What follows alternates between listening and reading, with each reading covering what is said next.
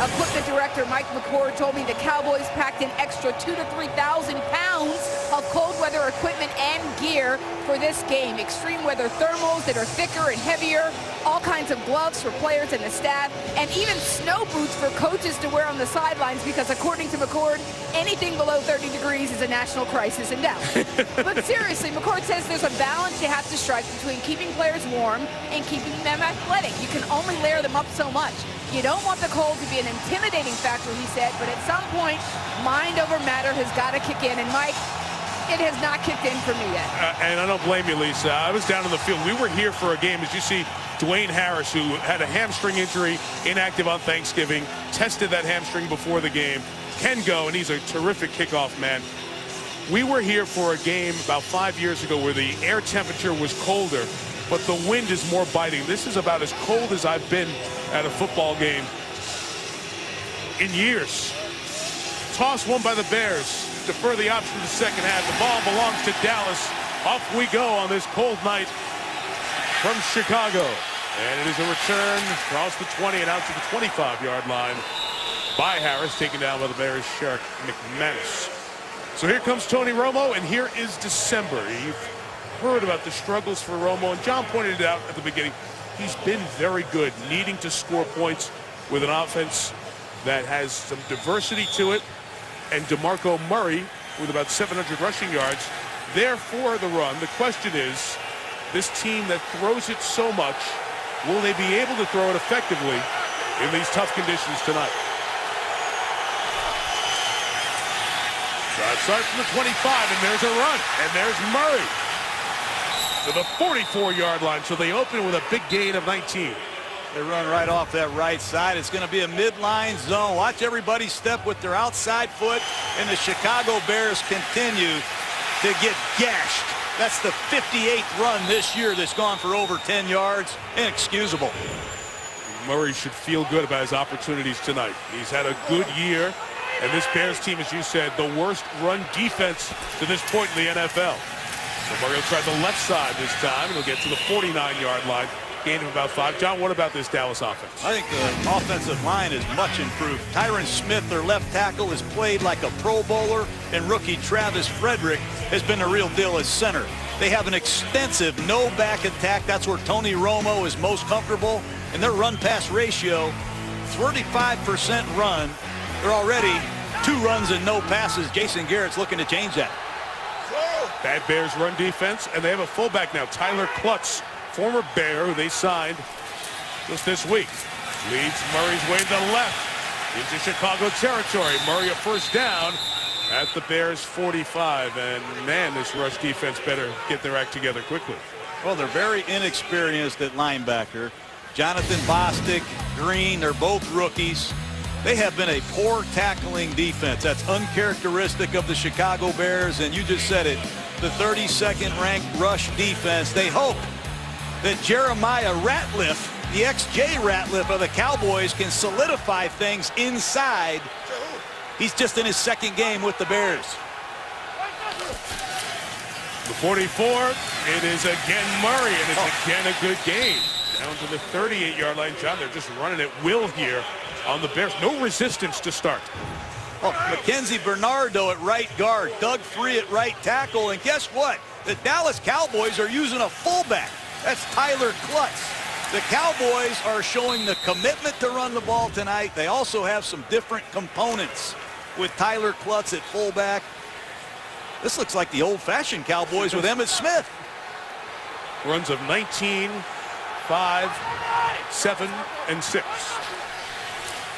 And now Romo play pass. First one of the night. Everything's covered. And Romo kept the play alive and fires it to the sideline where Miles Austin couldn't pull it in. It's incomplete. Boy, this Tony Romo, some of the best things he does is make a great play out of a bad play. That time it's a play action pass off of their zone running game. He didn't like what he saw. And on the scramble drill, the Bears did a nice job plastering to their man, setting up a 3rd down and 4. Indiana Baylor, Terrence Williams in. As Dallas will go 1 back, 1 tight end, 3 receivers. Robinson. One more time. Over the middle, Murray. Going to get past the linebacker, James Anderson. And keep this Dallas drive alive to the 32-yard line. That's a great job by this offensive line, Mike. The Bears show a double A gap blitz. They bail, but they have Julius Peppers on one side, Jeremiah Ratliff on the other. There is no pressure whatsoever, and Romo has all day to get to the check down, and Murray knows just where the stakes are. Murray's a good back. He can run it. He can catch it. The only question is, can he stay healthy?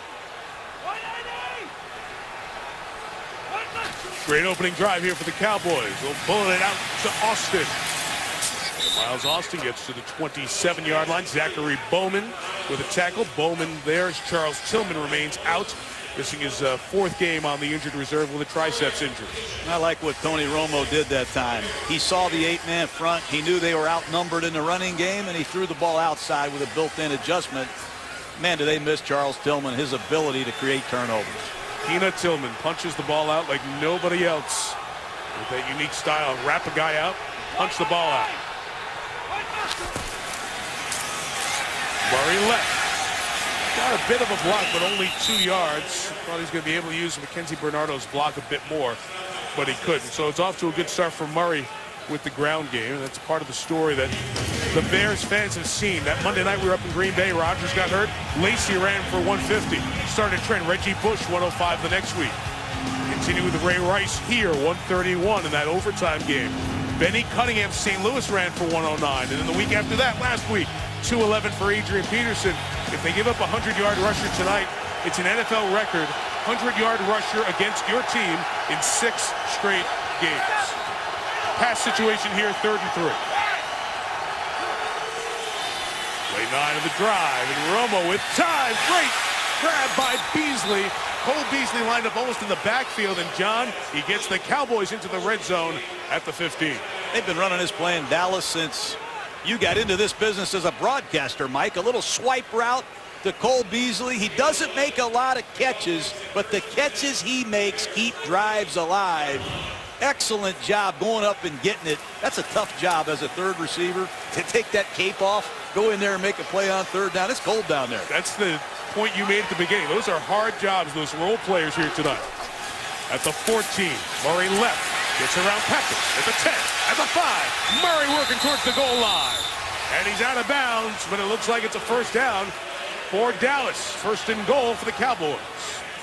This Bear defense has to get off blocks. They have to set the edge, get off blocks, and make a tackle. These run fits are not coordinated properly, and Dez Bryant does an excellent job on the perimeter, sustaining his block against Tim Jennings, setting up a 1st and goal. In 78, Jeremy Parnell is checked in as an eligible tight end. Last week they had 3 walk-in rushing touchdowns against the Raiders. James Hanna's the tight end on the left. Klutz is the fullback. And Romo will roll it and throw it away. Good job. He saw that Whitten was covered and just trashed it in the back of the end zone. It'll be 2nd down. You know, Mike, that's the one thing Tony Romo has done better this year than previous seasons is take care of the football. He only has 7 interceptions, just 1 lost fumble. He had 22 turnovers last year as the quarterback of the Cowboys, just 8 this year, and that turnover ratio has a lot to do with the Cowboys being in playoff contention. They ran it easily all the way down the field. Will they be able to punch it in from 2? Going to throw for a 2nd time. And the back shoulder throw is a touchdown for Dez Bryant. Number 10 on the season for number 88. That's what a good team does. They come on the road, they take the opening kickoff, and they drive it down the field. Running and passing. You can see this coming from Lake Erie, Mike. Just a check with me by Tony Romo. They load the box. They give him one-on-one coverage, and the great Dez Bryant gets position on the undersized Jennings for another touchdown. Great drive by the Cowboys. That's half a foot difference. Dez Bryant just over 6'2". Tim Jennings listed at 5'8". Extra point. Those handling situations with the snaps are going to be tough. Dan Bailey knocks it through. What an opening statement for the Cowboys, up 7-0. ESPN's Monday Night Football. is brought to you by Bud Light, official beer sponsor of the NFL. Verizon, never be without football with NFL Mobile. Toyota Care, scheduled maintenance, no cost. And NFLShop.com. Find the perfect holiday gift at the official store of the NFL. Get a look at a Lakeshore Drive, the traffic building there outside of Soldier Field, and our aerial coverage on this cold Monday night is brought to you by DirecTV. What a drive. 12 plays, 75 yards. And now Chicago will get their hands on the ball. And Devin Hester, and as you know with the Bears, we watch this, see if Hester can get that one more return to break the tie with Deion Sanders and set the record for the most returns for touchdown in NFL history. Sitting on 19. Going to take this one 4 yards deep. And drives at Soldier Field as Hester tries to get to the corner, and he's brought down at the 22-yard line. The safety, Barry Church, with good coverage. Jay Cutler still hurt, so Josh McCown going to bring the Bears on the field and try to answer that led by Murray drive that ended with a Des Bryant touchdown. They are as hardy as any group in the league. They're packed in here at Soldier Field despite the temperature in the low teens. So the continued ankle injury for Jay Cutler out for his 5th game, and Josh McCown gets his 5th start.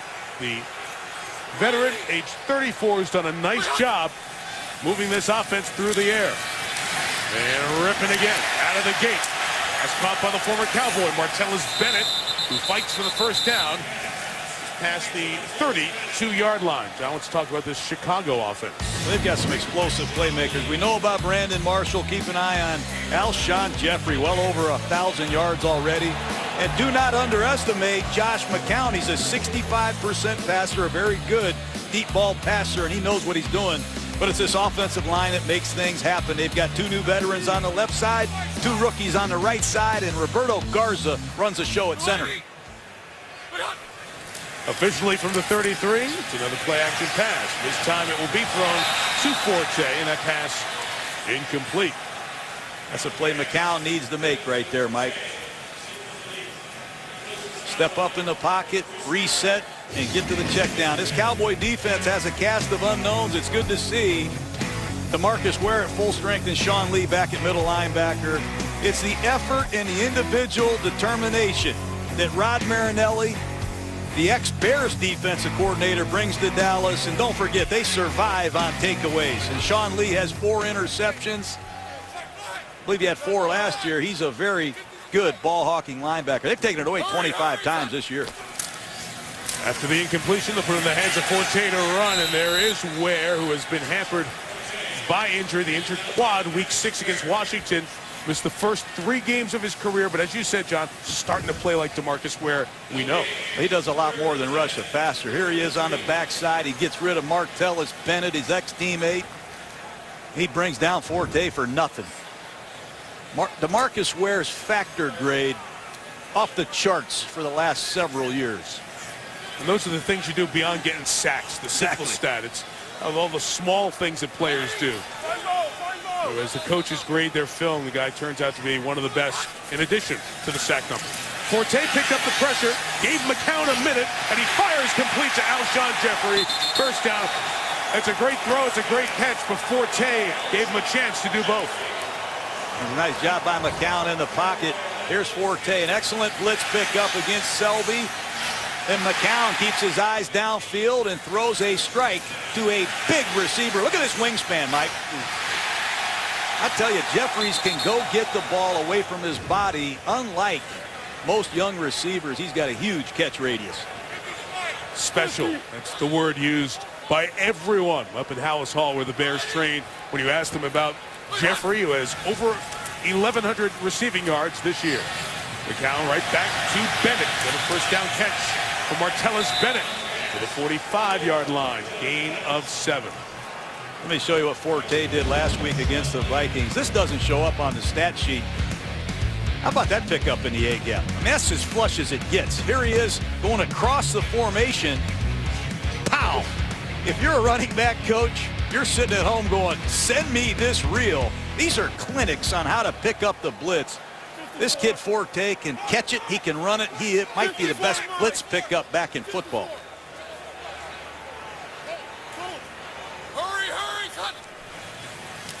2nd and 3. Drawn to the left. And Forte will get the first down as Sean Lee rides him to the ground at the 38-yard line. It's a nice call by Aaron Kromer, the offensive coordinator of the Bears. You have to slow down where in this pass rush. Lure him up the field and then go get the linebacker on the second level. Nice pass set by Bushrod. He clubs the defensive end and off he goes to the second level. Forte has made a lot of yards on that old-fashioned draw play that Aaron Kromer has brought here to Chicago. Led this team in rushing every game this year, closing in on 1,000 again. A little pitch to the edge, gets past Jarius Wicks, and Forte taken out of bounds at the 26-yard line. And the Bears are answering the Cowboys' opening salvo. Mike, I think this is a big concern for the Cowboys. If they play cover 2, I promise you Mark Trestman is going to run the ball against this soft box. And you'll see all kinds of different runs. They just fake the give to the fullback, flip it outside to Forte, and Dallas has to get to an 8-man front, and when they do that, they're vulnerable against these big receivers. Nice job by Martellus Bennett on the edge. Here we go. 50, ace. Come over. 50, The 26, a little confusion on the snap, and we get our first flag thrown. Terry McCauley is the referee. Somewhere under that covering. Illegal snap, false start, offense on the center. 5-yard penalty, first down.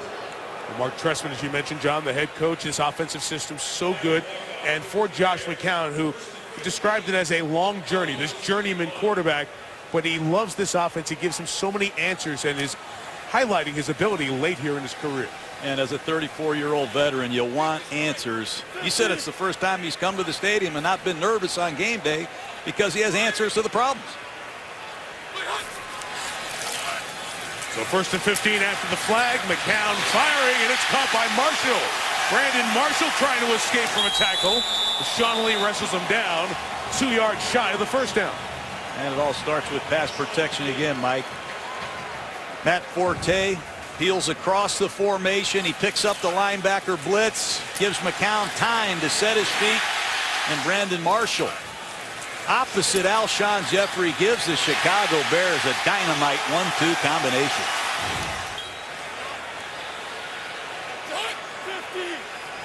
Second drive of the game. Dallas scored on the opening drive. Chicago trying to respond in the red zone. Forte to the 10. At Forte to the 5. It'll be 1st and goal for the Bears. Either one of these defenses are very good statistically, and it shows early in this game. Just a zone stretch play right off your left side, and it's all the way to the safety. And Barry Church has had to make way too many of these open field one-on-one tackles this year. That's as good as you can block the play. Church is the 2nd leading tackler. Nice stat, but bad news. He's your free safety. That means they're saving tackles. See that wind whipping. It's swirling. 42 line, 42 line. 1st and goal for the 4. Forte, can he bounce it outside? Nick Hayden out of Wisconsin. Season-long starter, and that's rare to say on this injury-ravaged Dallas defensive front. It's a credit to these players that are playing for the Cowboys up front. They have had so many injuries. You have to have a media guy to stay on top of who's come and gone this year for the Cowboy front 4. That's not enough. That's right. You need "Hello, my name is" stickers. But look at Jeffrey at the bottom of the screen. One-on-one with Skandrick. Don't be surprised if McCown gives him a chance to go get one. Forte holding his elbow as he came over. The 2nd and goal. Michael Bush, the big back, gets close to the 4-yard line. Just inside of it. It was kind of the elbow or the wrist area, perhaps, as they were getting the cape on. We saw Forte reaching up and in some discomfort. Talking to the athletic training staff. So Bush, who has not been very effective, the former Raider back, going to have to be relied on here for a moment. Here's what happened with Forte at the end of the play a moment ago. Came in with a sore wrist. Guess See if he's aggravated that. 3rd and goal. Jeffrey working along at the top. McCown looking left, throwing end zone, touchdown, Earl Bennett, touchdown, Chicago. Well, there's two rookies there. J.J. Wilcox, 27-38, Jeff Heat. Matter of fact, there's 4 Cowboys in that vicinity in the end zone, and none of them were near Earl Bennett. Watch just the two-man slot combination. It's impossible to be that wide open, and clearly the inexperience in this Cowboys secondary shows up. There's a lot of frustration on both of these defenses. Robbie Gould out of the Adam Podlish hole. Able to add the extra point. Well, the Cowboys went 12 plays.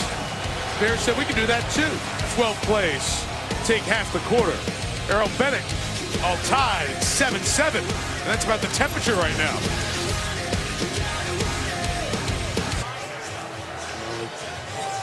Chicago Bears come back with an answer to the Dallas opening touchdown drive. Get this game even at 7. Jay Cutler's been very involved in the process here as he's been out with an injury. Loves Mark Trestman's offense. And now the Bears offensive brain trust gets back together after that McCown-led score down the field. Earl Bennett with the touchdown grab. John, you think the temperatures in the single digits, the wind chill's below 0. It's December. It's the Bears and the Cowboys. And it might be a shootout. it just doesn't factor in, you know. But well, when you look at the numbers of these two defenses, yes, it's going to be a shootout. They could play this in. They could play this in any kind of weather. I think it's going to be a shootout. Dwayne Harris from a couple of yards. Oh, big hit. Sherrick McManus.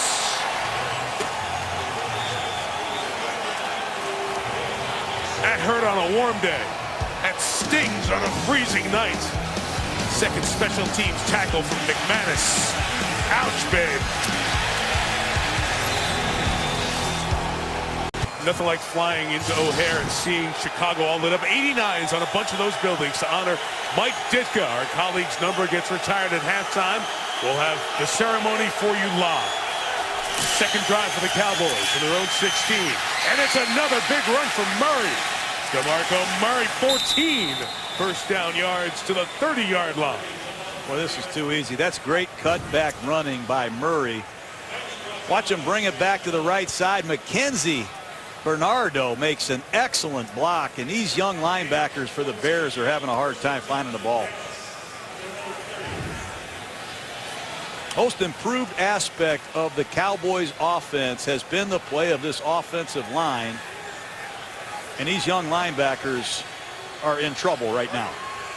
Green, the 4th round pick out of Rutgers. Bostic, 57, is the 2nd round pick. Long toss by Romo to Murray. And that one the Bears were able to go over and chase down, including the former Cowboy Jeremiah Rattler. Take a look at these young linebackers in the first series. You see Leary on left guard, Bernardo at right guard, do an excellent job washing these linebackers by the hole. And then it's Tyron Smith at left tackle. They just do an excellent job pushing the pile and mauling Chicago Bears on the second level. They've got to step up and address their run defense, and it's up to these young linebackers to elevate their play.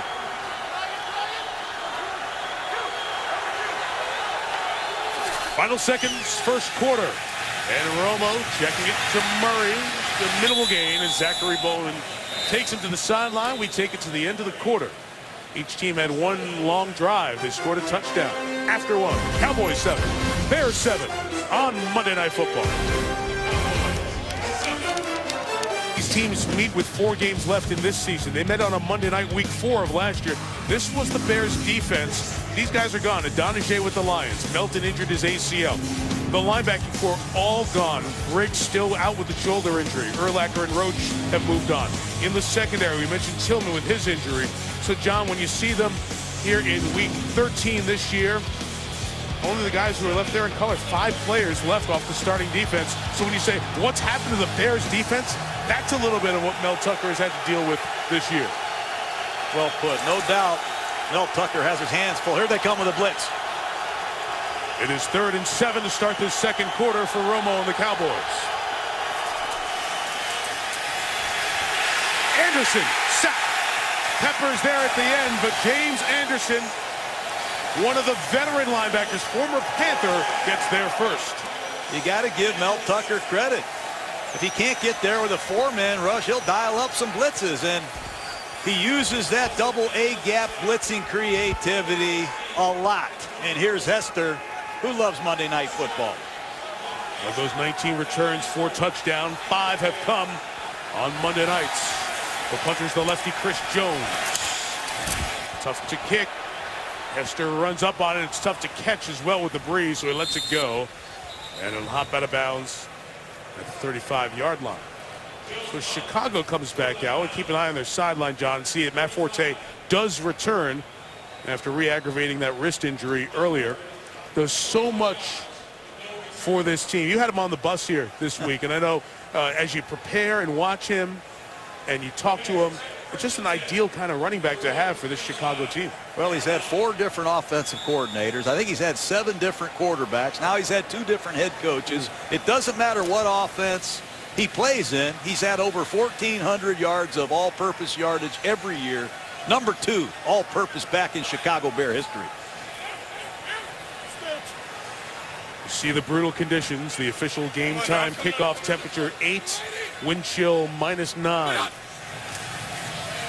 Touchdown throw. It's Jeffrey with space. Alshon Jeffrey, another first down, throwing to the 46-yard line of the Bears. You know, this receiver coach, Mike Groh, he told us Jeffrey gets the quick screens and Jeffrey gets the reverses. And a lot of times it's Brandon Marshall, number 15, who does the blocking. I give these Bear receivers a lot of credit for checking their ego at the door. They support one another. Nice work by both of the big receivers.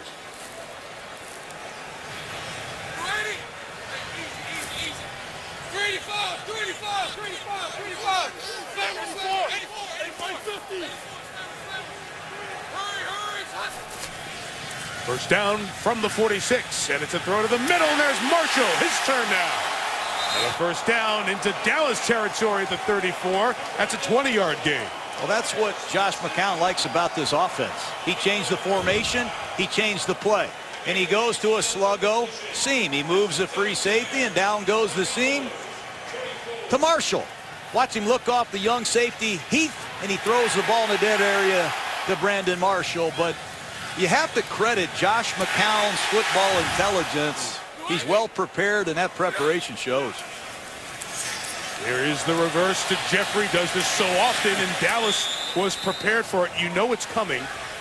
Jeffrey has run the ball 15 times now this year. He and Marshall have done the damage in the air. Forte, with his running early on, has gone over 1,000 yards. And Marshall has gone over 1,000 yards receiving. So you have 2,000-yard receivers and a 1,000-yard rusher for the Bears with still 3.5 games to go this season. That's uncommon production, especially in Chicago. 50.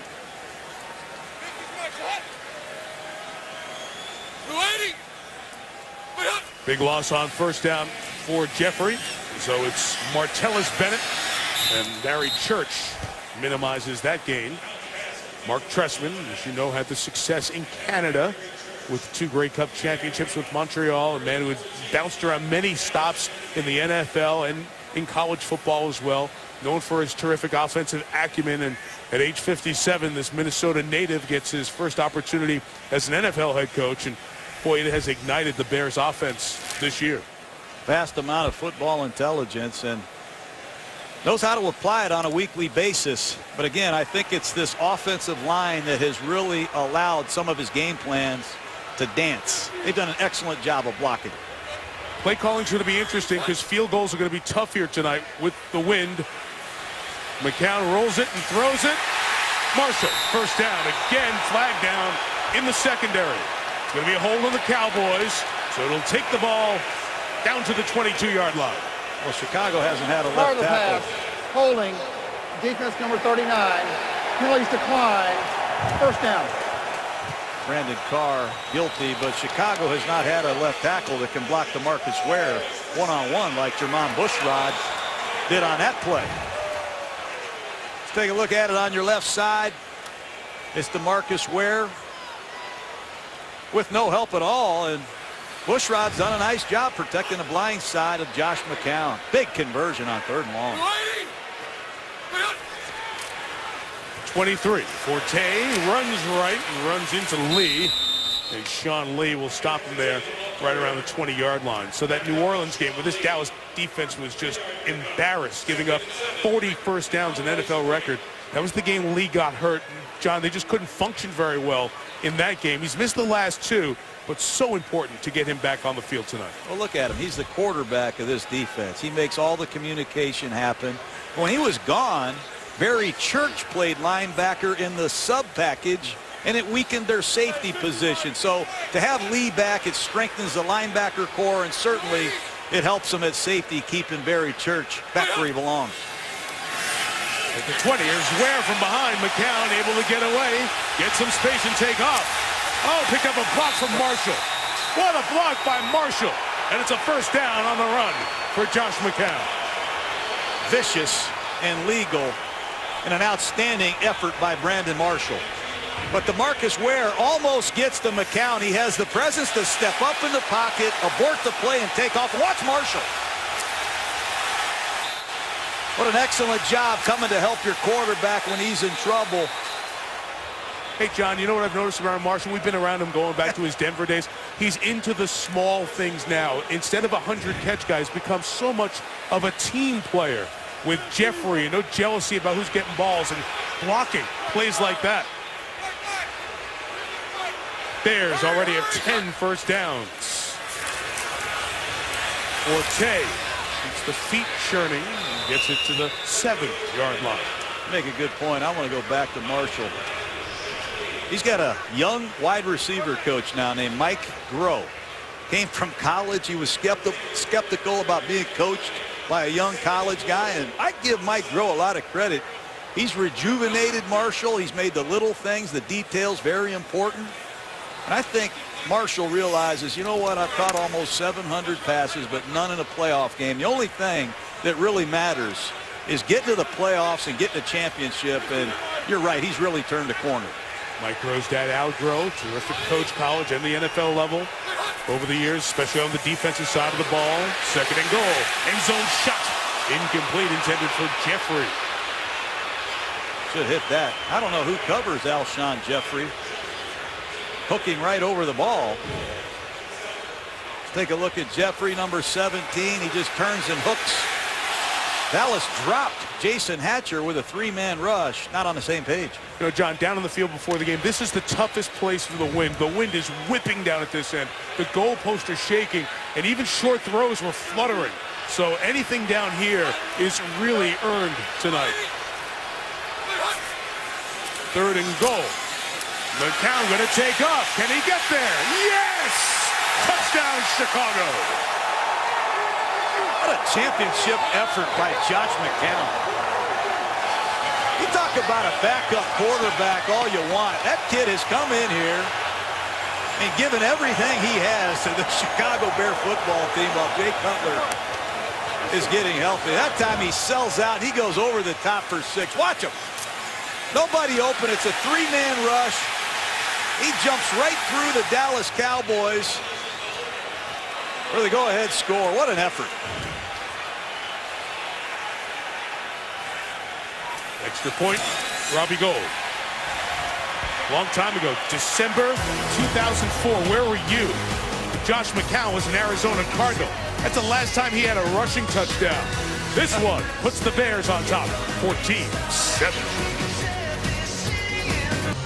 It's really hard in any city to find somebody who's as associated with that city that Mike Ditka with Chicago.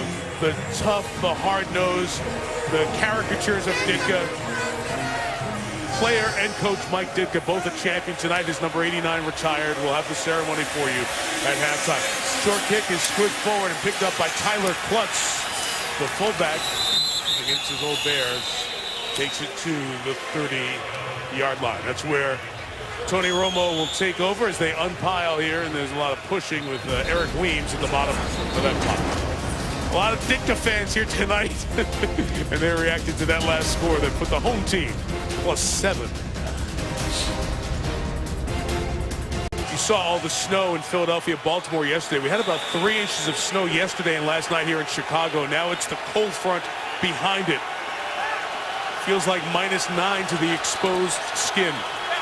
Third drive for Dallas. 1 touchdown, 1 short drive, and Romo over the middle. Des Bryant takes it to the 45-yard line. I beg your pardon, that's 89. Gavin Escobar, the rookie tight end, with his 6th catch of the year. See that coming a mile away. Romo loves that power pass, and it really fools these Bear linebackers. Double team, pull the backside guard, and the linebacker steps up, and there's nobody there. You'll see the tight end enter from your right side of your screen. 57, Bostic, fooled by the fake. Great ball handling by Tony Romo. What a throw. Been forever since Escobar caught one. 1 reception last 6 games. Sets up Murray. Down the sideline, he gets a big gain to the 32-yard line where he's marked out of bounds. Lisa Salters, what's the cold doing to the teams down there? Yeah, Mike, I just wanted to give you an idea of how cold it is. I'm over here on the Bears sidelines, and the water bottles are getting so cold that the water at the top of them is freezing. So they are using the heaters down here to thaw out the water bottles just so that they're able to squirt the water out for the players, Mike. Nice. There's a crowd of players. Everybody's not just on those hot benches, but in front of those heaters. Brandon Marshall saying, we're in Central Florida.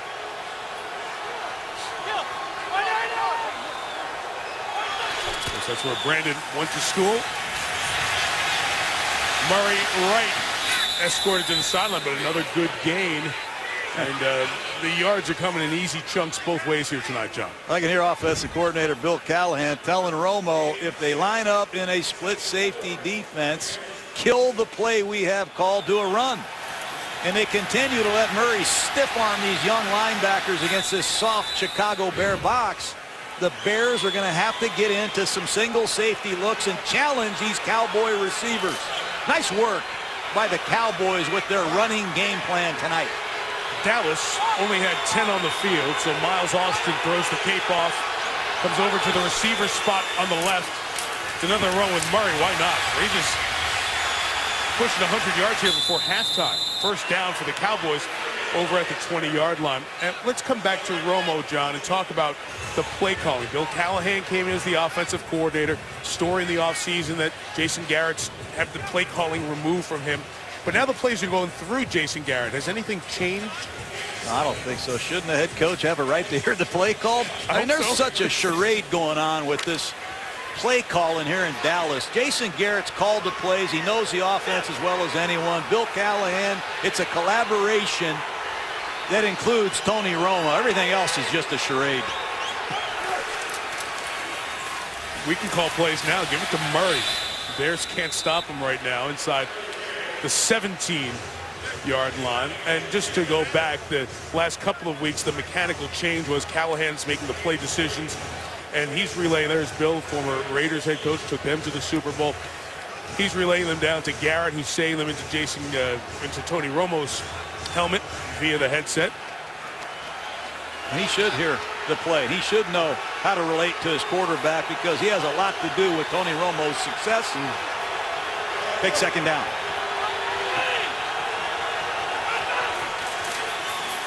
Second and 8. Murray running to the right with room.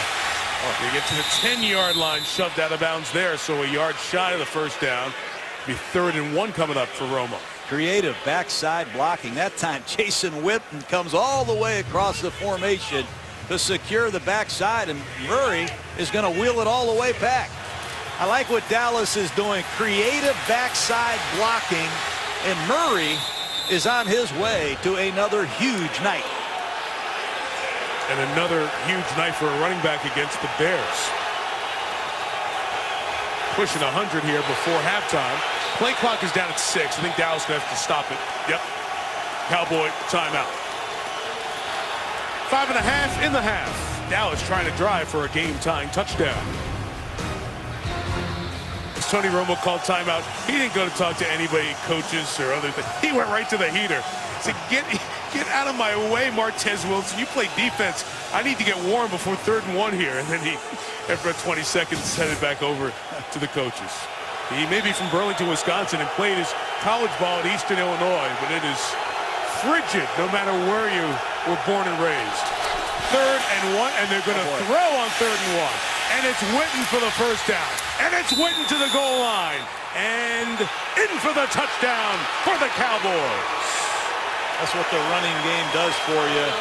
It creates a wicked sting with your play-action passes. And that time, the Bears blow a coverage. When you play man-to-man, that means my man is my man. I think Major Wright peeked into the backfield, and they continue to struggle. He and Conti on the back end in this Bears defense.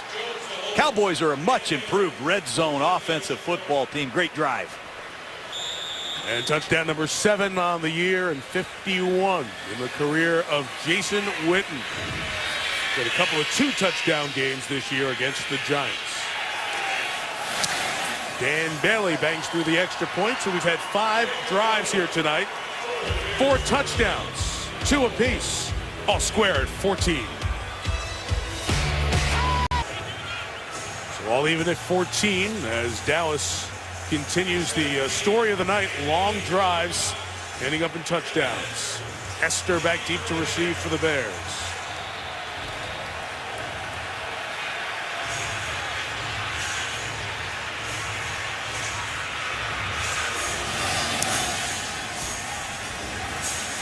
Good kickoff, a little bit helped by the wind. Esther from 4 yards deep, trying to find a seam as he's taken down to 20. That first hit by Kyle Bosworth got it started. The tackle by Danny McCray. The most prestigious award in college football, the Heisman Trophy, presented by Nissan. Saturday night, ESPN 8 Eastern Time. The finalists announced today. 6 are New York bound. There you see them. The first Heisman Trophy won by the University of Chicago's Jay Berwanger. This is a shot of the trophy, the first one from this past weekend. Became the first player to be drafted in the inaugural NFL draft. Eagles selected him. They didn't think they could do the finances, so they traded his rights to the Bears. Unable to reach a salary agreement with George Halas. Martellus Bennett with a leap in the game out to the 30-yard line, a gain of 7. So even going back to when the league got started in 1936, there were salary disputes and guys couldn't get on the right page financially. Jay Berwanger, who won the first Heisman, never played in the NFL. Imagine that, a salary dispute. See, it's back at the roots of the game. Of course, all the history of the Cowboys and the Bears prevalent tonight as Mike Ditka gets honored. Franchises that had great coaches in Halas and Landry, and all-time running backs like Emmitt Smith, Walter Payton on each side. It's iconic franchises. The run by Forte for about 1.5 yards, and we'll have 3rd and short coming up for the Bears. 3rd and short. This is the Achilles heel of the Chicago Bear offense in recent weeks. Inability to convert last week against the Vikings hurt them. And they were really struggling against the Rams in a goal line situation. As many yards as the Bears have made this year, it's these short yardage 3rd and 4th and 1 situations where they've struggled the most. Yeah, they're 0 for their last 4 on 3rd or 4th and 1. This is 3rd and 2. We're going to throw for it with McCown to Marshall. Brandon Marshall down at the 41, and the chains move again. Can't stop Chicago. That's 5 for 5 on 3rd down, Mike. And just a wide departure hook route. Scandrick is playing off coverage. Good protection, nice rhythm, and a good throw by Josh McCown. 5 for 5 on 3rd down, and Jay Cutler can't wait to get back and play in this offense. And come back from that high ankle sprain. He did get some work in practice this week and not cleared and ready to go. McCown's done such a nice job in his stead. From the 41, hit low as he throws to Jeffrey, who made another sick catch. Jeffrey with the grab, and let's see if that flag is for the low tackle on the quarterback. Personal foul, roughing the passer. Defense number 99, hit below the knees. 15-yard penalty, automatic first down. So tack it on, and it'll take the Bears into the red zone. I think it's a good call. You're going to see Selvey at the bottom of your screen working against the rookie Jordan Mills. He's going to come in low. That's a good call by the official. But Alshon Jeffrey, his hang time, his wingspan, his catch radius He has been a human highlight reel for the Chicago Bears. I'd like to get their practice video of some of the catches he made out there on the practice field the other day. This dude's ridiculous. He really is. The touchdown against Minnesota last week, he just takes the ball off of defensive backs' heads. I mean, the guy is extraordinary. They're going to start doubling him, and Brandon Marshall's going to get some coverages he's never seen before. Orlando Scandrick victimized a couple of times on this drive, and he'll set it up. It's Dante Rosario, the backup tight end, down to the 5-yard line. Rosario with a rare touch and a grab. First and goal, Bears. That's great design by the Bear coaching staff.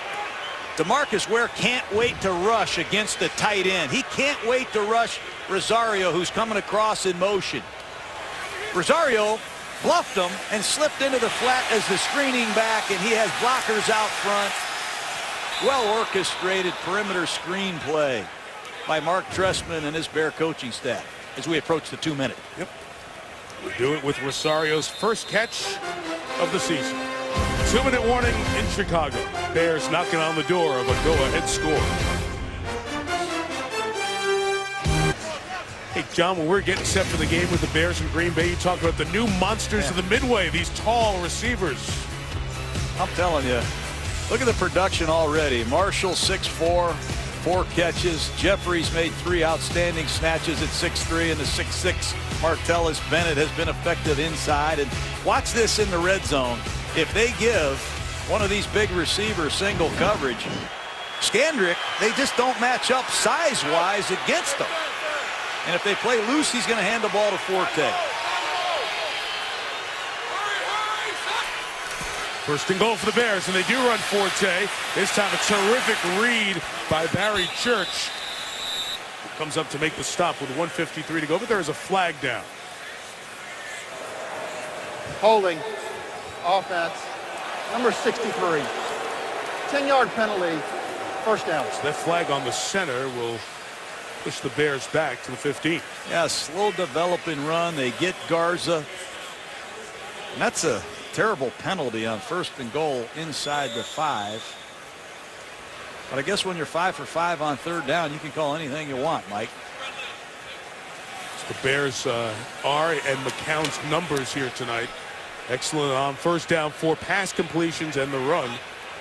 And this single-digit night with the wind chill below 0. So first and goal for the 15, and McCown tries to set up the screen, but it was red.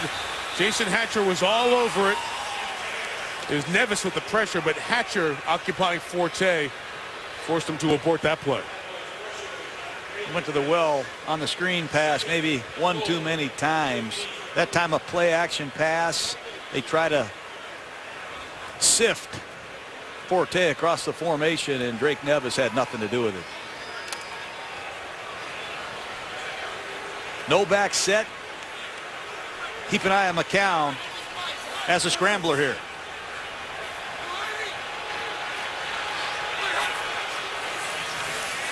Second and goal, shot for the middle. Martellus Bennett goes up, and the tight end couldn't bring it down as Jeff Heath, the rookie out of Saginaw Valley State, was there in coverage. Good idea by McCown. It's a maximum zone by the Cowboys secondary. He puts it up high, and Bennett goes up with his right hand to try to make a one-handed catch. Might be a little too cold to make that play today, Mike. And we have seen Bennett work the back of the end zone often this year. Very effective, part of his 5-touchdown season. So the Bears are looking great. First and goal at the 5, but that penalty pushed them back, and now it's third and goal. Stepping up McCown. Forte's going to have to make it on his own. Not going to get there. And Brandon Carr takes him out. Preserves some time for Romo and the Cowboys offense, as we'll see Robbie Gould come on for a field goal attempt. Penalties in the red zone will haunt you. And here is Robbie Gould, the subject of a lot of conversation here this week after missing a 47-yarder in overtime last week against the Vikings. It was a second down attempt. Gould had been so good from 50 yards or beyond, or from 40 to 49, hadn't missed 6 of 6. The footing is difficult. The wind whipping. And 27, they're able to get it down. Good job on the hold there, too, by Podlish. And you can see the wind affect the kick. And the Bears get the field goal. They lead by 3. Tony Romo's career arc is so interesting, and by month, the first half of the season, he's got the Cowboys in it for a good part. A few games over 500 over his career. And then November, and they thrive. They get ready for that Thanksgiving home game. Feels like they always win it. 24-5, but the final quarter of the season, that final month, the regular season record of 12-16, and especially the last couple of years, facing those win-or-go-home games in Week 17, that last game of the year. The Cowboys have lost them, and Romo, especially the Washington game last year, the big mistakes and the interceptions, and it is the conversation leading up again this year. Dallas a half game out. Here's December. Can Romo play well enough to get them in the playoffs? You're going to have to overcome a shaky defense. Dwayne Harris from the 4. This is a terrific kick returner. Harris coming back from the hamstring injury. He's left shy of the 30-yard line over at the 29. I know Romo can do it, Mike. Question is, can everybody else elevate their game? Look at Romo tonight. Nice reset on 3rd down to Cole Beasley. Then he throws a pinpoint pass to Bryant for a touchdown out of play action. He hits Escobar, his rookie tight end. Then it's a goal line slide across the formation to Jason Witten. The quarterback for the Dallas Cowboys can play. Can his defense and supporting cast play at a high level? This is a team game. Went from undrafted, the 3-year apprenticeship, 7th year as a starter. It's an unbelievable story of undrafted to $100 million quarterback for the Cowboys, as Bryant with the catch across the 35 right near the first down mark. And as Bryant slow to get up here, as we have a minute 15, he doesn't get up. He's down, and the Bears training staff comes over to him just to keep him there for a moment. It's the professional courtesy. So the Cowboys staff comes over to look at the star receiver here, Dez Bryant. Quarterback Tony Romo over there to look at him as well.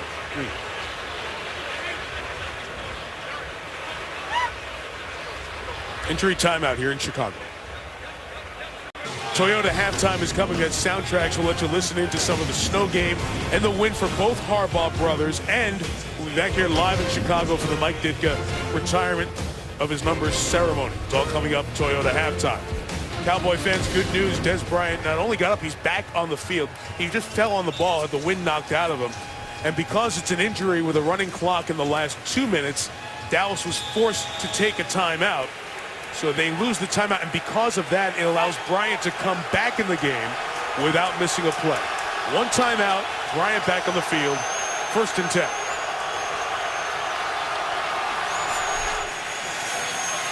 It's the 4-man rush. There's time for Romo, and Witten caught a touchdown earlier. Couldn't hold on to that one. That's a Y option. They throw repeatedly out of that trip formation. That time the ball got in on Witten, didn't handle it. But this Chicago Bear defense, they have got to rush the passer. Take a look at Witten right out of the break. Find the ball. He just dropped that one, Mike. But it's time for Peppers now. Shea McClellan, Ratliff, Wooten, they've got to deliver a pass rush and get after Tony Romo. Peppers is inside going after right guard Mackenzie Bernardo. You see the Bears linebackers communicating their change of the defense at the last minute. And Romo's pass is too hot for Murray and incomplete. And Tim Jennings thought he had one going the other way. And Romo didn't like what DeMarco Murray did there. They're not on the same page in terms of what outlet is Murray supposed to run. Watch him outlet here on your left side. Romo gets to him. There's no pass rush, and he did not like the way Murray drifted. You've got to sit down and be stationary. You can't be drifting up the field. Bad route by DeMarco Murray.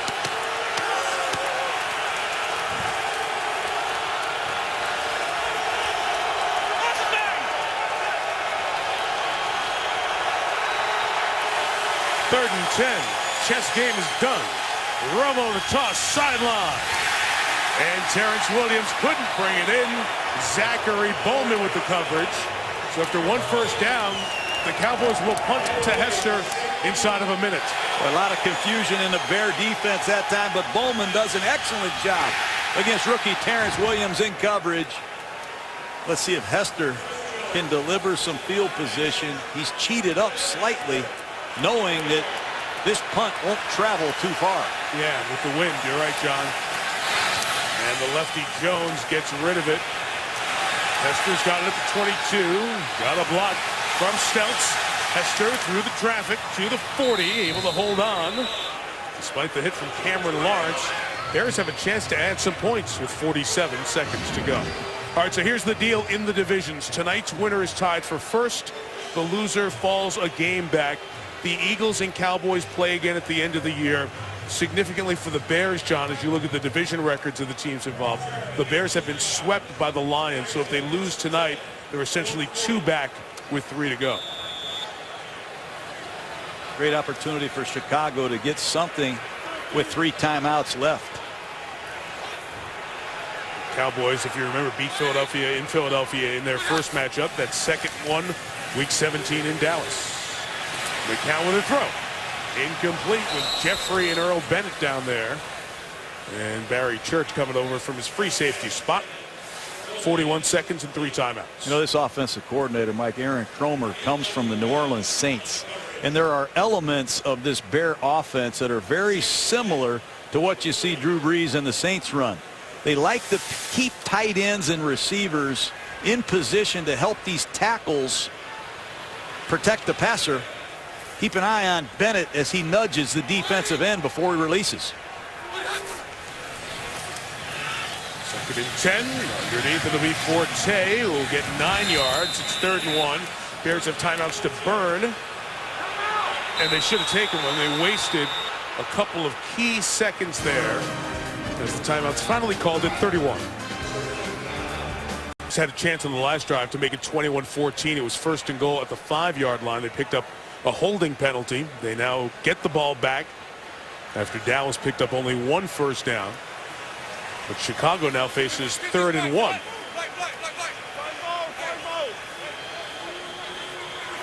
Again, the down and distance they've struggled over their last 4 on 3rd or 4th and 1.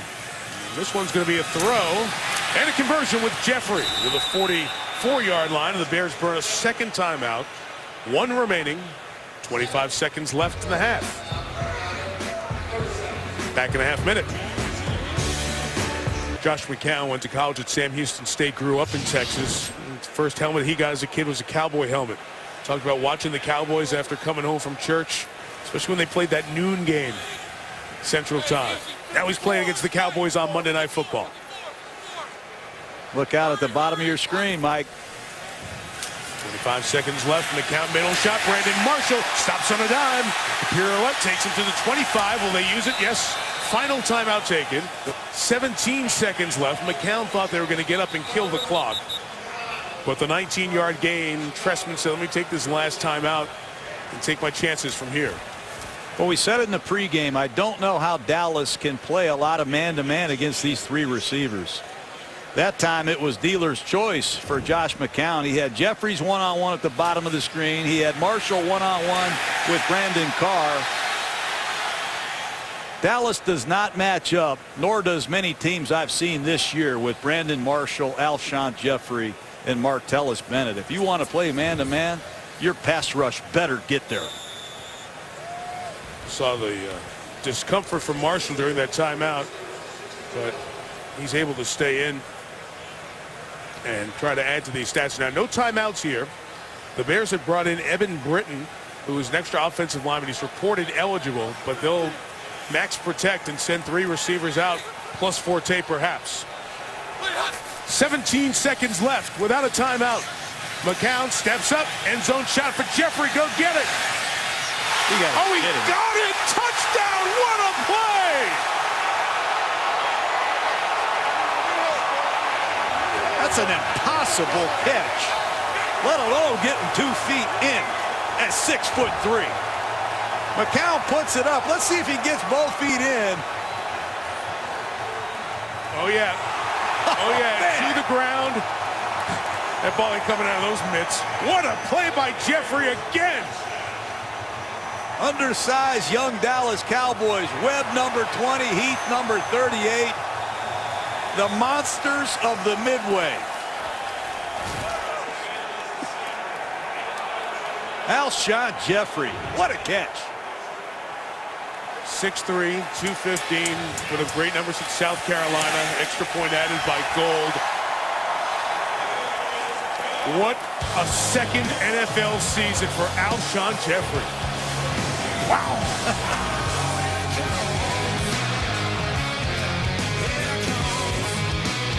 Despite all the crazy weather this week in the NFL, as you've heard probably during the day, it set a record for the most touchdowns in 1 week in NFL history, and that one makes it the first time there's been 100 touchdowns in an NFL week in league history. And number 100 is one to remember. Another highlight reel grab for the second-year man, Alshon Jeffrey.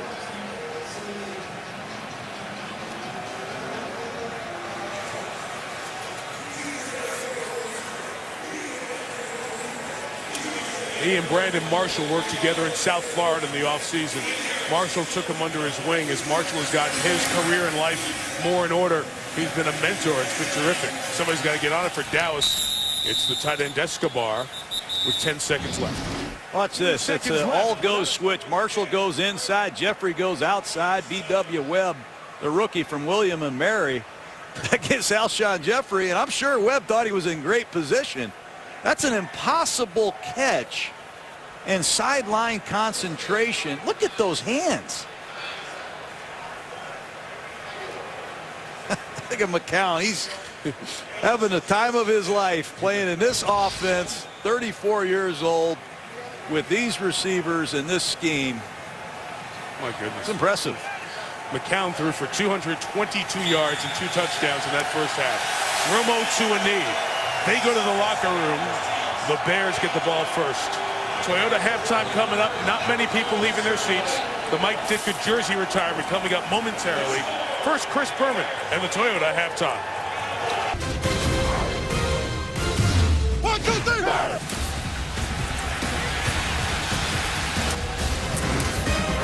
The back shoulder throw is a touchdown for Des Bryant.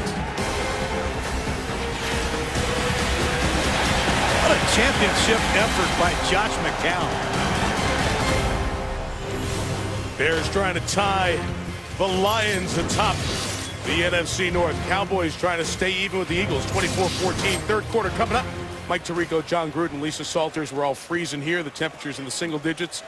Wind chill below 0. That Ditka celebration was pretty cool, wasn't it? Yeah, he was not only a great tight end, obviously a great coach. These people love him here in Chicago. 14th and final number retired, as you heard, by the Bears. Now the Bears get the ball to start the third quarter, and John, they finished so strong at the end of that first half. And it's important that Dallas gets off the field. They have not forced a punt yet. The Bears are 6 for 7 on third down, and they've had no answer for these big receivers of the Bears. Daly will try to scoot it back so it does not get to Hester. He comes up short and is picked up by the backup running back, Michael Ford, who will take it across the 25-yard line to the 26. This is what you told us about pregame. Well, be careful of Brandon Marshall. 5 catches for 78 yards, and he's beat man coverage. He's found the soft spot in zone coverages. He's been outstanding. And Alshon Jeffrey, the second-year man from South Carolina. What a catch radius, incredible hang time, and acrobatic displays near the end line. These are 2 great receivers. I would expect Monty Kiffin, a defensive coordinator, to try to take them away, a little bit more coverage, and that could open the door for Matt Forte.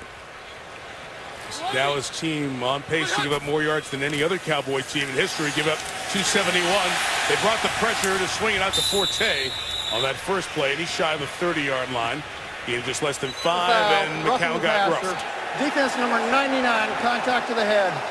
15-yard penalty, automatic first down. That's 2 on George Selvey. He went low earlier. Well, it's a blitz off the right side, and Selvey, number 99, at the bottom of your screen. I didn't see that.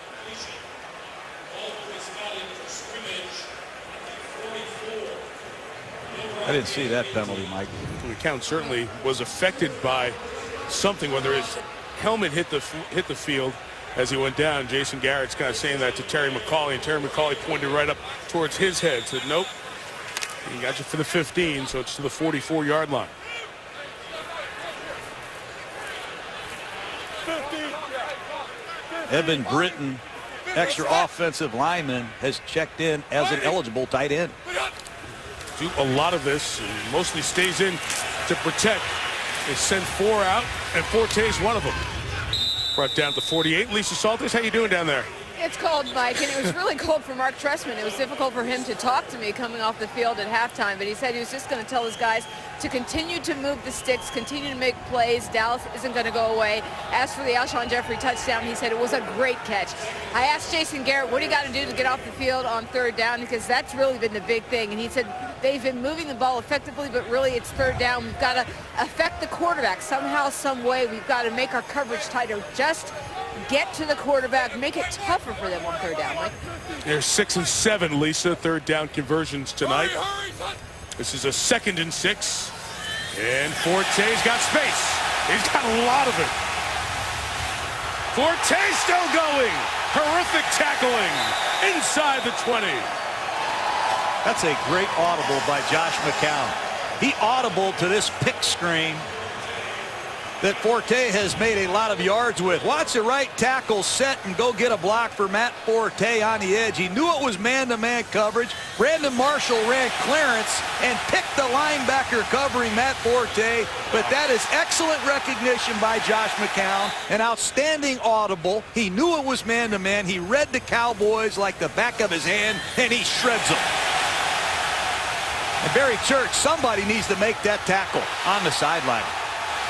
34 on the game. A break for Forte. Here's Michael Bush as the back. Keep throwing. McCown, end zone shot. It is nearly intercepted.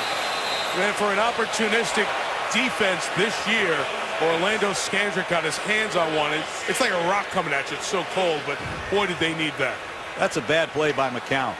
He forced that in there. He got a little greedy, obviously. You're right, Scandrick needs to make that play and pick the Cowboys up defensively. But what did McCown tell us on Saturday? He said there are 3 or 4 plays in every game that I must eliminate. That's one of them.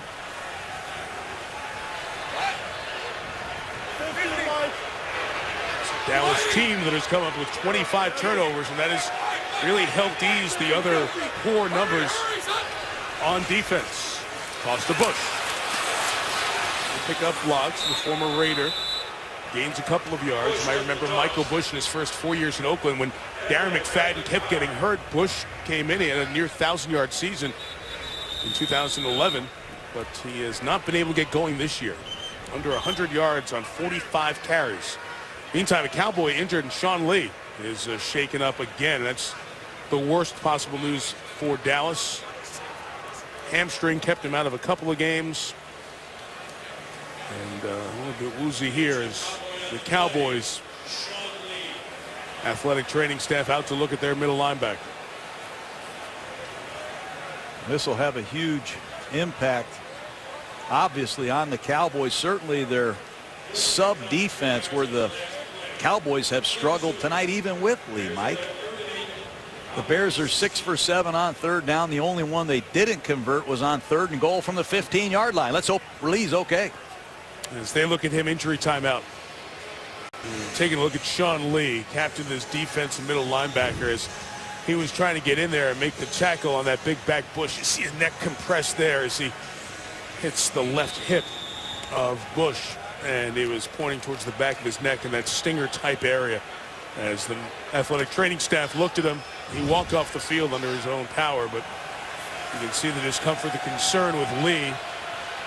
So that's a key part of this Dallas defense off the field. 3rd and 8 for Chicago. Pressure comes. McCown gets time, and he throws end zone too tall for Marshall and incomplete. And the field goal unit will come on. Nice coverage by Brandon Carr. $50 million corner for the Dallas Cowboys, number 39. Outside technique. Good coverage. Well, we talked about, John, the wind and the difficulty of the wind whipping about 15 to 18 miles per hour. It affects everything, including the snap. Patrick Manley will snap it back to Adam Podlish for this 34-yard attempt. The operation in bad weather done well, as those guys have done so often. Manley, who's played more games than any other Bear, gets it back to goal, knocks it through. He missed last week. He's third all-time in field goal percentage. Over 1,000 points with tonight's work, and this combination has been so good. And in the bad weather, John, to be third all-time in field goal percentage is incredible. This Rodney Gold is something. Remember how bad this field was a couple of weeks ago after the Raven game? And he's not kicking on the best of surfaces either. Ice cold weather. What a performance. Dwayne Harris has to run up and get it at the 10. Harris got the edge. Look out.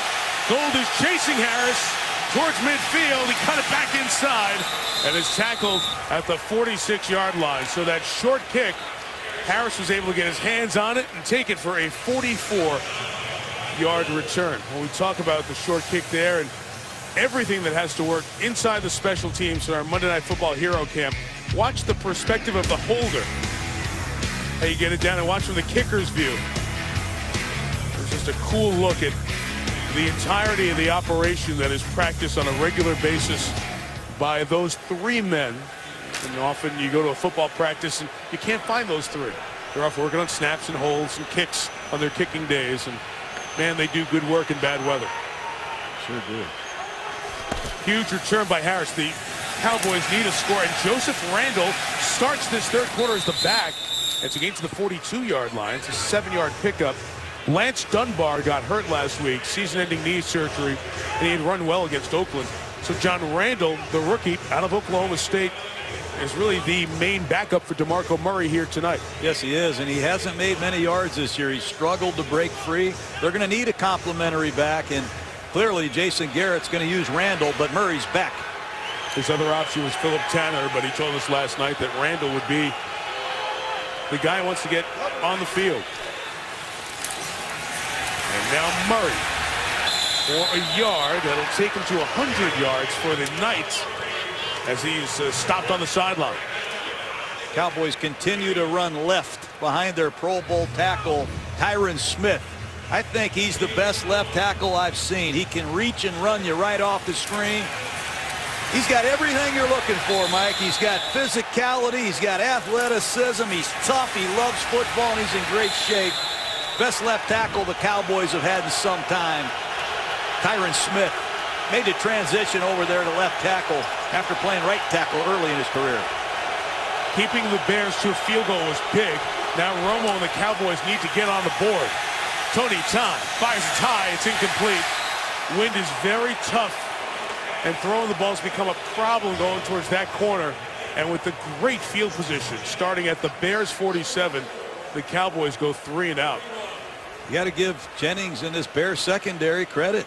Romo had plenty of time to throw, and Bryant could not separate.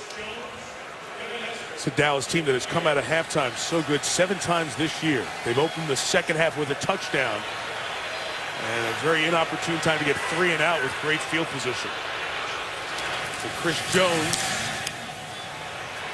and Devin Hester is in fair catch mode back at the 10. 31-yard punt, but a very disappointing stretch there for the Cowboys. Perhaps an opportunity lost. Who cares about single digits and wind chill below 0? The Bears offense has been humming. It's been keeping the fans going here throughout the night at Soldier Field. Every drive has turned into Chicago points. We were at 14 all, the 5-minute mark of the second quarter, when Dallas scored a touchdown. But Chicago's responded 13 consecutive.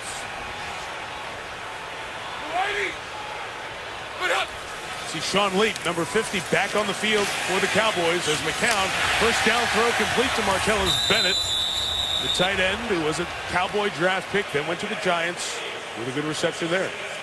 Let's just look at this Cowboy front. Without DeMarcus Ware on the field, not a lot of people know who Drake Nevis is. Martez Wilson picked up off the street.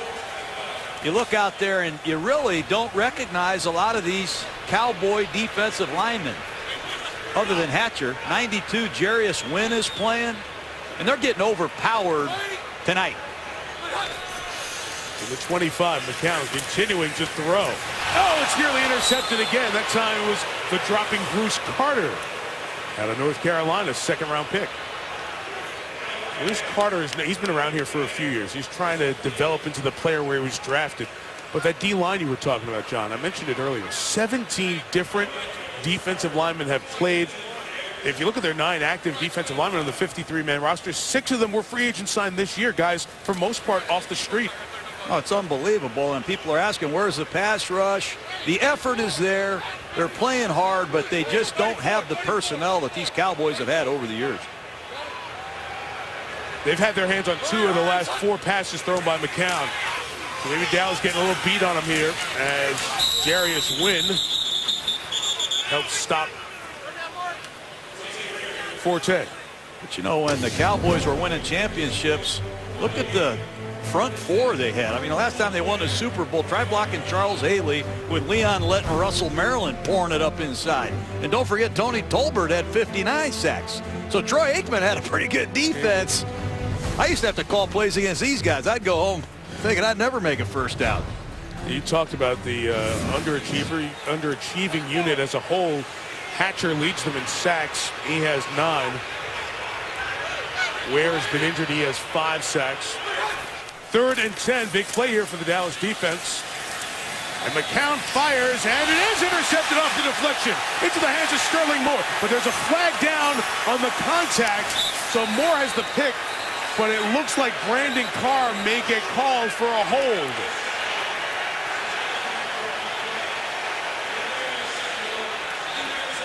Well, they got him, Mike.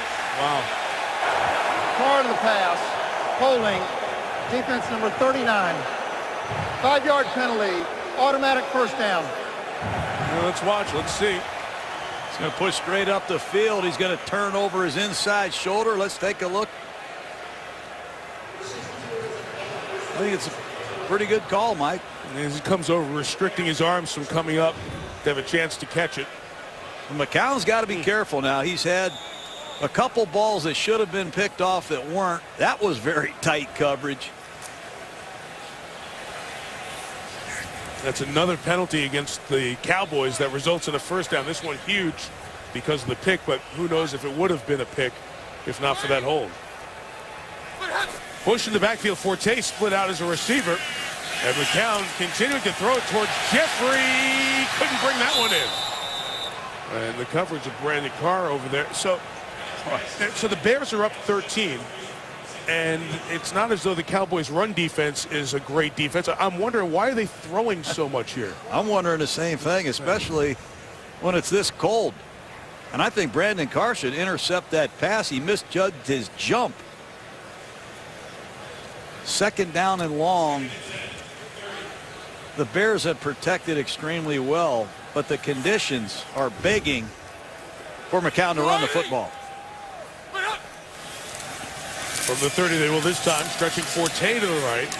And Sean Lee, who came back after that stinger and is feeling the effects of that on this cold night and in pain as well. And I don't know if they're going to keep him out there. He's going to head towards the sideline here. Well, watch the middle linebacker scrape over the top. Number 50, Lee. He's going to go to the left side here, and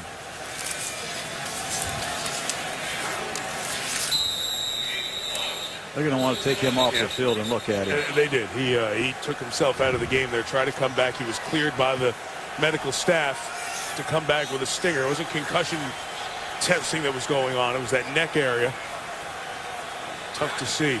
3rd and 9. McCown over the middle. This is caught by Earl Bennett. And he'll take a first down to the 45-yard line. There's that Tampa 2 coverage, and if you don't get a pass rush, I just don't see the benefit of playing it anymore. Earl Bennett's going to hook right over the ball. The middle linebacker comes screaming down the middle of the field, and Sterling Moore, number 26, has got to read the quarterback better than that. That's way too easy, and Jermont Bushrod, the left tackle of the Bears, continues to do an excellent job against the great DeMarcus Ware. We're talking about Sterling Moore. There's a guy who's signed off the practice squad of the Patriots. He's been on multiple teams. Third-year man out of SMU. Forte on the toss to the right. Going to gain 6 and be brought down by Bruce Carter. So, John, as Lee is now headed back towards the locker room for further medical evaluation. We know what a struggle it has been for Dallas defensively this year, and he's one of their leaders, one of their best players, and now another player slow to get up. It's Carter. Well, Justin Durant, a starting linebacker, was hurt earlier in the year. They had to move Keith Wilbur from defensive end to linebacker. They're decimated. Yeah, Nick Hayden got hurt here on this drive. The defensive lineman out of Wisconsin. Hurry, hut. Forte. First down at the 38-yard line. Saving tackle by Barry Church. This rookie right guard for the Bears, Kyle Long. He's going to be on somebody's Pro Bowl team quick. Just an inside lead play. They're going right after Bruce Carter, who has struggled in run defense, and Fiametta digs him off the screen. That's just good point of attack blocking. Fiametta, Kyle Long, nice reach block by Garza. Punishing inside two-back run. Cameron Lawrence and J.J. Wilcox just came in for the Cowboys. They're at the bottom of their depth chart right now. And Bush runs through to the left, a yard shy of the first down. A lot of unknowns. Corey Irvin in the game, number 69. Back into the game comes 96, Nick Hayden. There goes Nevis. It's a patchwork group. And the Bears are wearing them out. And there's Rod Marinelli. He's one of the best defensive line coaches that you can find. He's just lost a lot of men.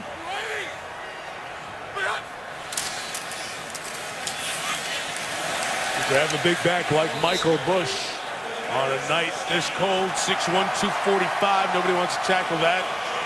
And Monty Kiffin, the 73-year-old defensive coordinator who replaced Rob Ryan for Dallas this year. That long, successful tenure with Tampa Bay, then went with his son Lane, Tennessee, and then USC, and resigned as that USC defense was picked apart on a regular basis. Some very well-known and talented defensive minds, but they don't have the talent on the field right now. Ware remains on the sideline. At Forte. No, you make a great point, Mike. When you get players hurt, like Dallas has had players go down, the next man up theory that you hear every week from these teams is, it's a great mantra to have, but the reality is they're just not good enough to be a championship defense with the number of players out. And add Sean Lee to that, John. Out for the rest of the night, as you would suspect, with that neck injury. Inside of 4 minutes. Forte picking them apart. First and goal for Chicago. And they know it. The Bears know that the Cowboys are going to play a double zone and try to stop these big receivers, and they are just taking the ball right at these linebackers. Look at number 53 just stepping in, Cameron Lawrence. Good backside blocking once again by Kyle Long. They've run that play 3 out of the last 4 times, and there's nothing that Dallas can do to stop them. The Bears have 26 first downs. Remember, the record in a game is 40, and it was set by New Orleans against the Cowboys. It started last month. First and goal from the 7. Same play. Yep. Forte goes to the 5. Just a matter of time before Mark Trestman calls a bootleg right off of that same run. When you can hammer the ball off your left side repeatedly with that kind of success, just a matter of time before you fake it and come out on a bootleg to your right. Dallas had one drive in very good field position, too, on the Bears side of midfield, but they went 3 and out. McCown's having trouble getting this play in from Trestman. You can see him ask for it again. Look at that play sheet. He's got about 5,000 plays. Where did he learn that from? He used to coach with you. Gives you a lot of credit for him staying in football. Play clock running down. There's the boot. And there's Forte. Can he get in? Pass Scandrick into the end zone. Chicago Bear touchdown. Again. That's a great drive by Chicago. And Mark Trestman, you could feel that bootleg coming. all the way up here. Slamming the ball off the left side repeatedly. Why not? Fake it to your left and run Forte across the formation. They faked the handoff to Alshon Jeffrey. And the Bears fool the Dallas Cowboys. Good design. And there's that guy Forte who can do it all. Bears are lining up to go for 2 here, up 19. Which mathematically would get you to 21, but most times when you have this kind of lead, you just add the point. But simple math makes sense, trying to get to a 21-point edge. And McCown does with Marshall. Everything's just too easy. You think they're liking this in Philadelphia? They're liking it in Chicago, I can tell you that. Forte carried most of the mail on that drive. The Bears are up 21. ESPN's Monday Night Football is brought to you by Navy Federal Credit Union. Visit us at NavyFederal.org. The new ESPN Fanshop.com, powered by Dick's Sporting Goods. And GMC. Enter the Never Say Never sweepstakes for a chance to win a 2014 GMC vehicle at GMC.com/NFL. What an awesome view of southwest tip of Lake Michigan, the great city of Chicago, and our aerial coverage on this Monday night brought to you by DirecTV. 35-14. It's a squib to keep it out of the hands of the return man, but Harris wasn't back, and the squib goes out of bounds. So ball be placed at the 40-yard line. First down, timeout. Glad to give Terry McCauley the chance to unfreeze his mouth there. Romo and the Cowboys in a 21-point hole. Thank you to so many of you who have helped and chipped in Jimmy V Week, help us beat cancer. 100% of all donations directly to cancer research. JimmyV.org, 1-800-4JimmyV to donate. The foundation endowment covers all the administrative expenses, so if you help, it goes directly to cancer research. And those of us who've had Coach Valvano and the foundation as part of our lives, we appreciate everything you do. Romo's got to get going. There's his rookie receiver, Terrence Williams, into Chicago territory at the 42. John, we know that you can throw it and move on this Bears defense, and Dallas going to have to hop into a little no-huddle, quick tempo look, perhaps. No question, Mike, and nobody covered Terrence Williams that time, and Chicago must unleash their pass rush. Peppers at the top of the screen. Wooten at the bottom. Somebody needs to get to Romo. Tight splits here for the receivers, all close to the ball. And for release, Romo goes down to get out of the way. He avoided a sack by going down before he was contacted, but then is finally sacked, and it's Jeremiah Ratliff, the former Cowboy, along with Landon Cohn. Did you say Jeremiah Ratliff? Used to be Jay. Jeremiah Ratliff, number 96, right off your left side. Leary at left guard, Frederick at center. It's Landon Cohen, 97, that gets the initial penetration, and Ratliff cleans up. What a story he is. Trying to rejuvenate his career. He was once one of the most feared inside pass rushers in the league. Pressure on 2nd and 15, and it's incomplete, intended for DeMarco Murray. Tough night for Jerry Jones, Stephen Jones, his son's there watching the game here tonight. And of course, Jerry Jones is very vocal this week, very disappointed that the former Jay, now Jeremiah Ratliff, is playing on the opposite side of the Cowboys. This was a man who was 7th-round pick in Dallas and 3 Pro Bowls in his 8 years. Really became an impact player. 4 Pro Bowls, I should say. But then a hamstring injury, failed his physical, groin surgery, and he was wanting to rehab more on his own than with the Cowboys staff. They felt that he could have put a little more effort into his end. Ratliff didn't like the treatment plan. He didn't stay with the Cowboys, and they let him go. Pass is caught, was going to be well short of the first down as it's brought in by James Hanna. Well, that time Dallas got into their empty backfield, their no-back set. Chicago was communicating their coverage. They blew it. Ball was snapped. They get a short gain, and Dallas is going for it here on 4th down and 9.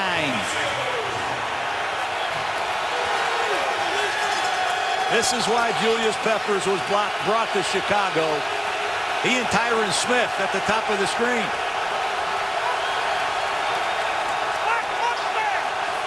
That is true. First time Dallas has gone for it on 4th down this year in over 90 4th downs, and they got nothing to go. The pressure was coming. The Bears and James Anderson got there, and on downs, it belongs to Chicago. Well, Chicago has had their way with Dallas in every phase. They showed the double-A gap pressure, and it's a busted protection.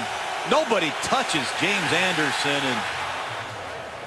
and it looks like Tony Romo and DeMarco Murray once again are not on the same page. He got on Murray earlier in the game for the inappropriate check down route. That time somebody blew the protection. Can't do that on 4th and 10. And there's the communication. Frederick, the rookie center, in conversation with Romo. Tony trying to get them all organized and get them back. More drives to go tonight. And then the Packers come calling in Texas on Sunday. Hurry, hurry, son. Bears take over to be run with Michael Bush. He gets over the 45. By the way, you saw that the Cowboys hadn't gone for it on 4th down in their first 12 games of the season, and into this 13th game. They've been tracking 4th down conversion since 1980. It's the longest the team had ever gone without going for it on 4th down. Now they're 0 for 1. And the third quarter's Where over. do you get these stats, Mike? You're an amazing guy. Cold nights, John. A lot of time inside.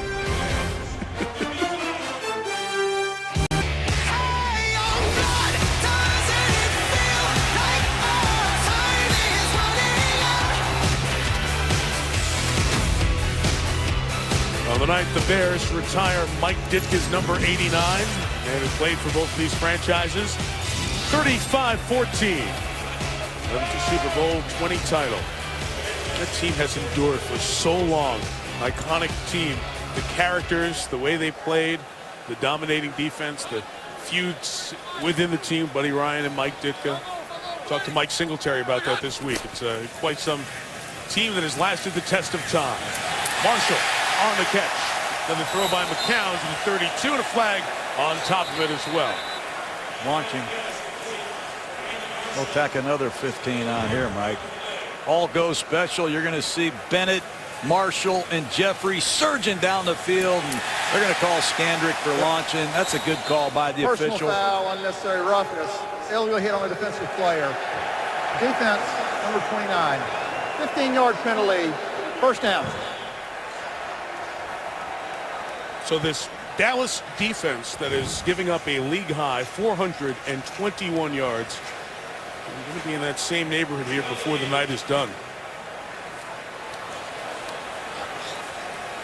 We haven't forced a punt yet. And have given up over 400. And that tack on to the penalty, and Jason Garrett will watch the Bears scrimmage back in the red zone again. Well, John, you tagged them the new monsters of the Midway. Big nights for Marshall and Jeffrey making a spectacular touchdown grab. And add on that latest Marshall catch, and could take him close to a 100-yard night.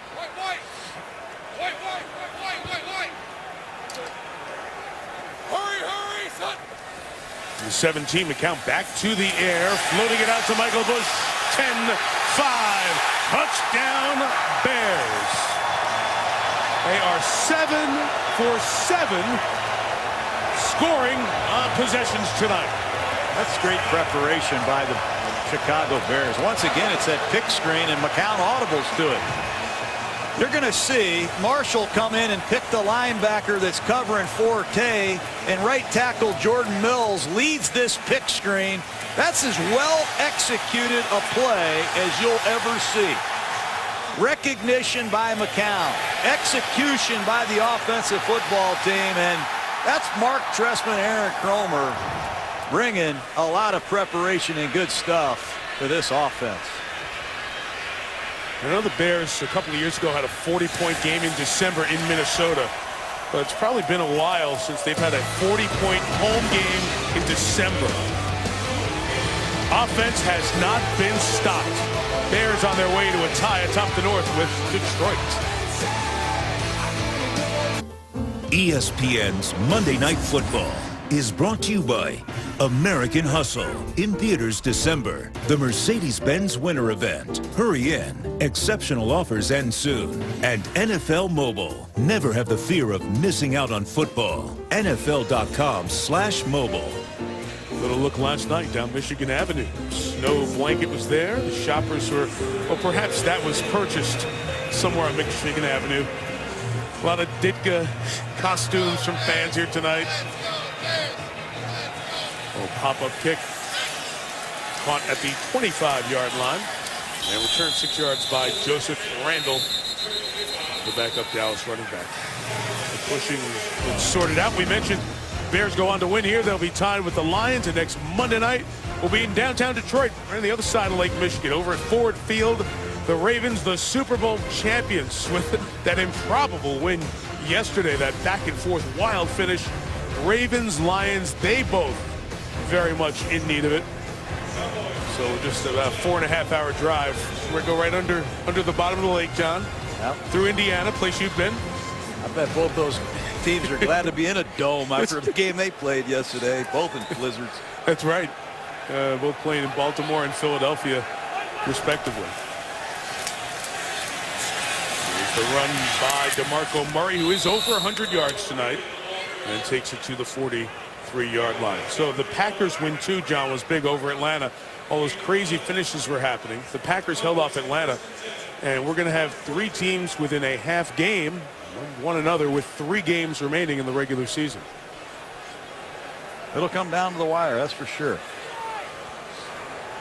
Packers come here week 17. Murray again. And DeMarco Murray to the 37. Excuse me, Mike. You can see the inexperience of these Bear linebackers. That time, Jonathan Bostic, number 57, overruns this draw play. Too many big runs against the Bears, and Conti, 47, continues to make a lot of missed tackles in the open field. Well, we know the Bears haven't stopped anybody running the ball. We talked about that earlier. Dallas got away from that a bit in the second and third quarter, and here at 42-14, just trying to, in some ways, just get out of Dodge and try to survive. Now, they're running like 12 crazy. yards a carry. Right, exactly. I mean, that's 3 straight plus 10-yard carries, and that's why Ratliff and Peppers are back on the field. There's still a lot of time left. Absolutely. We saw enough yesterday to know that you don't want to let anything silly happen. So Murray needs a break. Joseph Randle comes in, and he gets taken down at the 20-yard line. So we talked about this earlier. We can now update the stretch of 100-yard rushers against the Bears. Aaron Rodgers got hurt that Monday night, but Eddie Lacy went for the $150 and just add on to it. Bush a $105 here at Soldier Field. Then Ray Rice's 131, followed by Benny Cunningham of St. Louis. Last week over 200 for Adrian Peterson. And tonight, DeMarco Murray, 144. 6 straight games, the Bears have allowed over 100-yard rusher, individual rusher, and that ties an NFL record for the most times it's ever happened. And we'll see what Cleveland can do to set the record for individual 100-yard rushers when Chicago goes there next Sunday. It's frustrating. I know Lance Briggs is hopefully going to be back soon, but it's a matter of people getting off blocks, finding the ball carrier, making some tackles. Murray got away from Corey Wooten, did not get away from Chris Conti, the safety.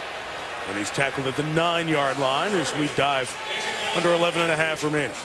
Dallas down 28 points, continues to run the football.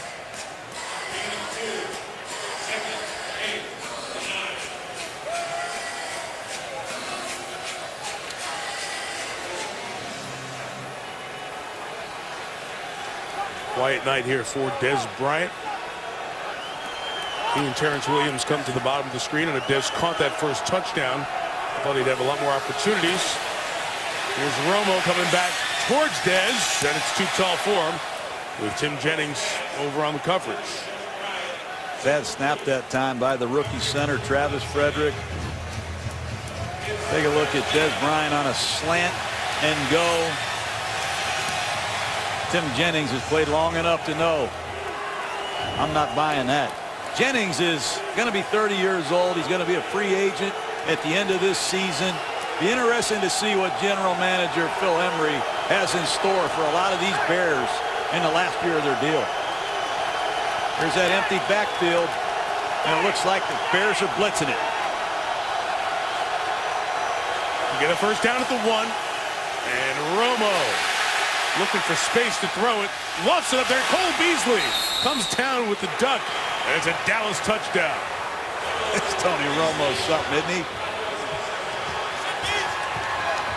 It's a no-back set. We talked about it in the pregame. Code 1 is an automatic blitz. That's what the Bears do. They're going to blitz. And you see Cole Beasley at the top of the screen. Just keep it alive and find an open area. But Romo keeps his poise in the pocket, keeps the ball in a throwing position, and Major Wright did not plaster to his man. The Cowboys stop the Chicago stretch of 28 consecutive points with a touchdown. Down 21 with 10:52 to go.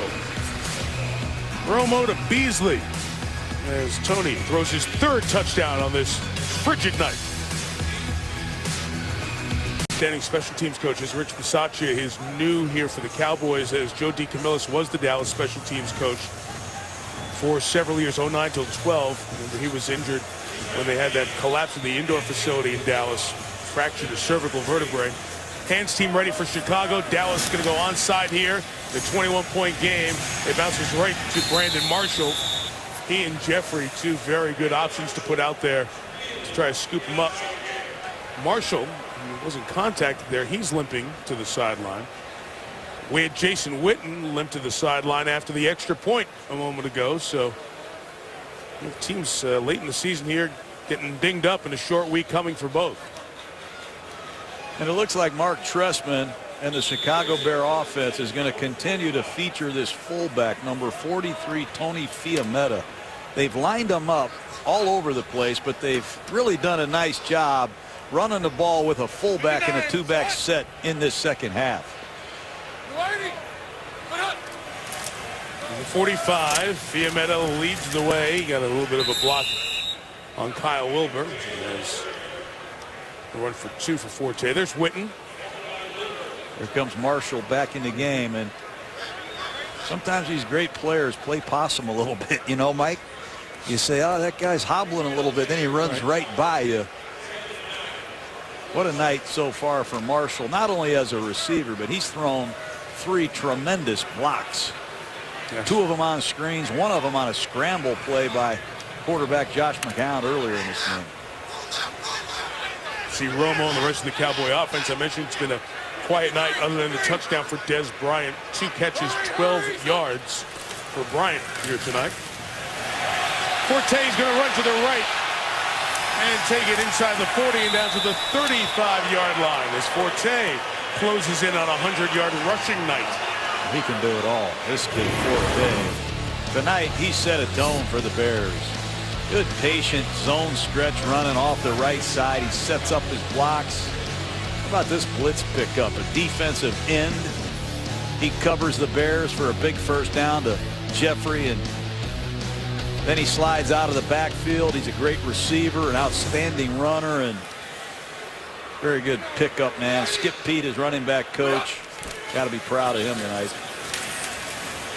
He's got 96 yards rushing. Bush with the carry down to the 31. You talked about Forte and all the change that has been a part of his 6-year career here with the Bears. He's over 1,000 yards now is Matt Forte. Second only to Walter Payton in the all-time rushing list in Chicago Bears history. And there are the numbers and the names. 6 years, 4 offensive coordinators, 7 different head coaches, and a constant. A lot of yards gained by Forte. 7 different quarterbacks. You said 7 head coaches. Oh, did I say head coaches? Yeah. Sorry, thank you. There's Skip Pete, the running back coach right there. He was with the Cowboys last year. So I know Skip Pete wants to get even and get a piece of these Dallas Cowboys. Wow. Carried by Bush. Big holes being opened to the 23-yard line. He skips in the same boat as Joe DeCamillis. When you leave one staff and go to the other, it's always yeah, great night when you beat your old team. it certainly is. And his running backs are running extremely hard. There's Joe DeCamillis. He was the special teams coach of the Cowboys last year. He's loving this. You like to beat your old team. But this Cowboy defense, they have to find something that they can do well. And tonight it's been nothing. There's so many different faces and names. Cameron Lawrence in the first 5 weeks of the practice squad. He's been out there a decent part of this fourth quarter. DeMarcus Ware chases down McCown and gets Josh and brings him down for the sack back at the 30-yard line. Oh, that's a screen pass. That's the third time they've run that pick screen. That time the Cowboys read it. And DeMarcus Ware gets one of the easiest sacks of his career. As the clock continues to roll. DeMarcus Ware, he's been through a lot of change. He was an outside linebacker in a 3-4 defense for the great Bill Parcells. Then it was Wade Phillips bringing his interpretation of the 3-4 to Dallas. Then it was Rob Ryan who lined him up everywhere. And now he's a 4-3 defensive end. Pro football, you got to be able to adjust. So carry by Bush. Back to get most of the sack yardage back before third down. Well, the two players in our game right after each other, 17th and 18th on that all-time sack list. Of course, kept here for just over 3 decades. Now all the forced fumbles. Teammates on the Pro Bowls during their NFC days. DeMarcus his whole career here. Peppers starting with Carolina and now with the Bears. Yeah, and we talked earlier about a factor grade. You just don't have any idea how many penalties they've forced, how many times they've shown special effort, tackles for loss. They've knocked the quarterback down and off the spot. Two tremendous pro football players at their positions. 3rd and 12. This is Forte out of the backfield. He'll just get the first down and go down. How about the presence of Forte to know where the first down marker is, get the first down and stay in bounds to wind that clock. He wants to get out of here. He wants to put some long sleeves on. Just a simple check down. He says, there's the first down. I'll get it and I'll stay in bounds to wind the clock. That's real good football savvy. That's good stuff by Forte. It is also the Bears' 33rd first down on the night. You mentioned that record of 40 was set by New Orleans in the 49-17 Dallas loss.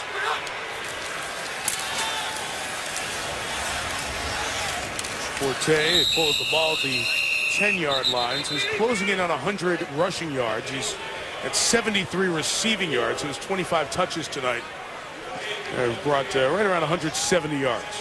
I go back to McCown. He's going to become 3-2 as a starter. We've seen him twice now on Monday Night Football, Mike. He went to Lambeau and beat the Packers, and tonight he's 27 for 36 for 350. Just another night at the office for Josh McCown. What a job that he has done relieving Jay Cutler, and Mark Trestman will have an interesting decision as they approach the finish line, who to play at quarterback. That's an interesting point you bring up there. We're talking about long-term. There's a short-term conversation to be had as well. You know, I think you all know the Jay Cutler story. The contract is up after this year. There had been a lot of talk early on of, we'll give him the franchise tag, but Phil Emery in an online chat answering questions this week, the general manager said, he reminded everyone that the franchise tag could cost somewhere in the neighborhood of $16 million. And with over 24 free agents to figure out their future here in Chicago, that's a pretty penny. You'd be forcing yourself to let a lot of players go. So can they get a long-term deal with Cutler? Do they want Cutler to be their long-term quarterback? Will other teams offer more money and more stability down the line to Cutler? A lot of ifs to be answered at the end of the season. As Forte stopped, but you brought up a good point, John. What do you do here when Cutler's high ankle injury is healthy enough for him to keep playing? That's the biggest question. Play again, I should say. You know, because McCown is completing 70% of his passes. He's got 12 touchdowns and 1 interception, and the offense looks to be in a pretty good rhythm. So it'll be a tough call in the short term. In the long term, you said it, Phil Emery's got some tough decisions. Cowboys. Because he's got about half of his team that is unrestricted at the end of this season, and the salary cap is a problem for everybody. Yeah, Cowboys take a timeout here with 3:51 to go. And, you know, McCown has come, he said over and over, I'm the backup quarterback. Jay Cutler's the starting quarterback. But you're going to look at a guy who's going to be 2 yards shy if they don't throw it again, of 350 yards 3 straight weeks. And sometimes yards are very misleading, but these have been in mostly competitive games. So he's fit very well in this system. Well, he's playing like a championship quarterback tonight. I mean, I saw him dive over 4 Cowboys for 1 touchdown. He's thrown touchdown passes. He's made great audibles. And you know what? His teammates love him. Yes, they really like McCown. You can see that they have rallied around him and support him. He might be the first 2-time Gruden Grinder winner ever. Oh, no, don't do that. I'm telling you. You can't do that. I can do anything I want on a cold night in Chicago. It's cold, man. Come on, 3:47. You can do it, Tampa. Come on. Most prestigious award in college football, the Heisman Trophy. There are the finalists: Jordan Lynch, Johnny Manziel, Trey Mason from Auburn, that 300-yard performance getting in there. A.J. McCarron from Alabama, Andre Williams, the running back from Boston College, and Jameis Winston. So Saturday night, 8 Eastern on ESPN. Chris Fowler, host from New York, the Heisman Trophy presentation. Kickoff return, Terrence Williams just past the 25-yard line. And it's Cheta Ozugwu and the rest of the Bears special teams cover it. It has been a Bear night. Every time Chicago's had the ball, Chicago has scored. All right, Scotty, we'll see you on SportsCenter in a bit. John, 8-5-2. And the tote board is still running. Most points scored in any week in NFL history. And I'm not sure that's even a good thing, Mike. Kyle Orton is in at quarterback, the former Bears draft pick. And he handed it to Randall, the rookie running back out of Oklahoma State, Joseph Randall. So there's Kyle Orton.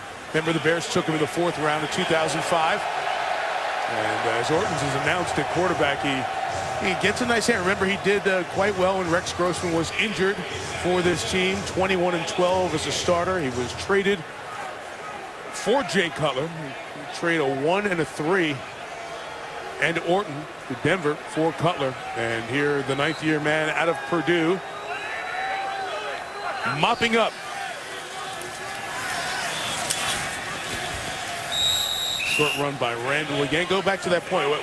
You always been known as an offensive coach. You love offense, but you think all those points not good for the game as a whole.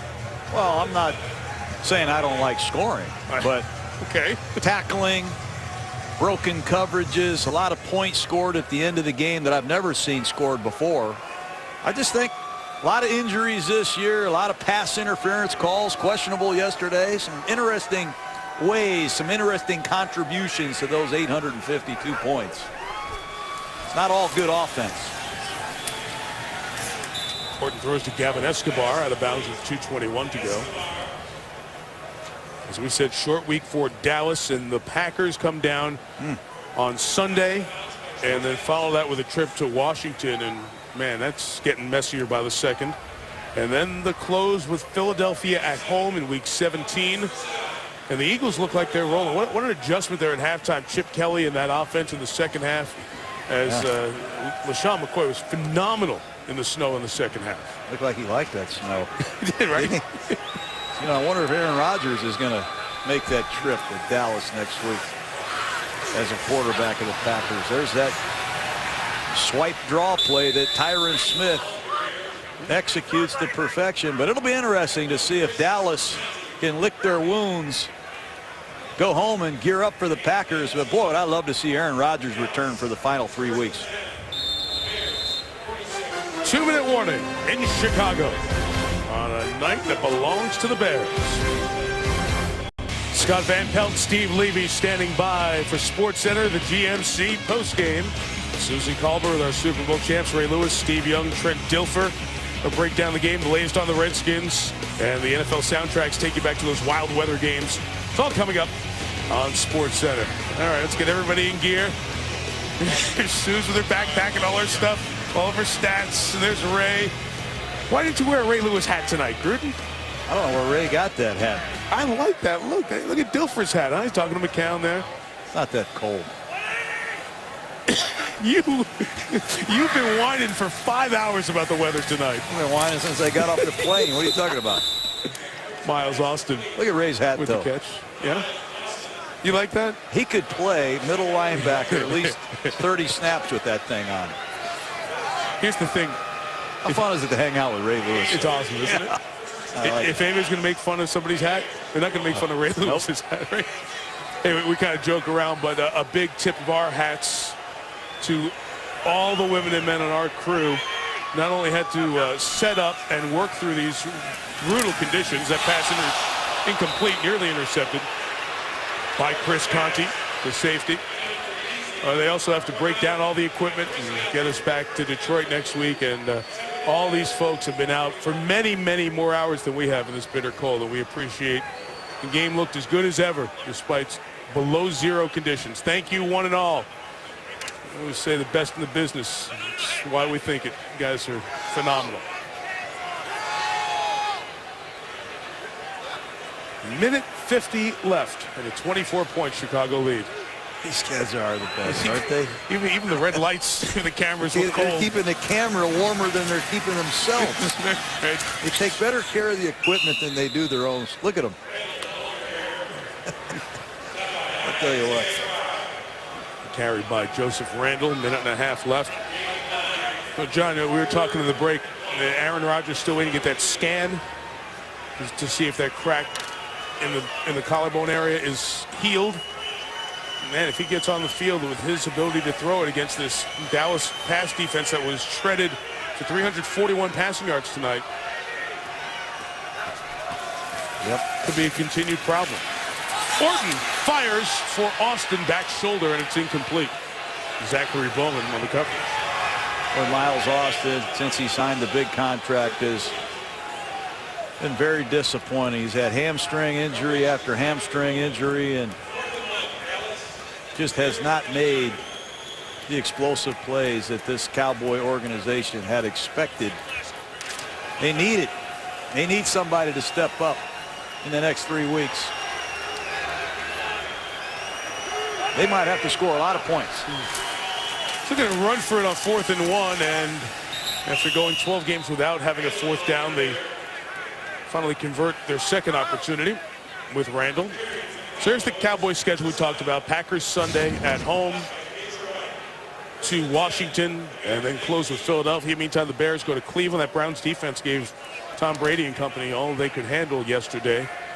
And at Philadelphia. So the Eagles and Packers, keen observers of the action here tonight. No, Cleveland is a problem on defense. And Norv Turner is doing some good things with their offense. They just can't close the game out. There's Terrence Williams. Right at the goal line. Did he break the plane? No, it's ruled short with 25 seconds left. We'll see if Dallas can punch a touchdown in here before we're done. This Kyle Orton's an amazing quarterback. He just comes in no matter where he is. Denver, Chicago, or Dallas, and he moves your football team. Well, that looked like it should have broken the plane in the last 2 minutes. It has to be stopped upstairs for what that's worth.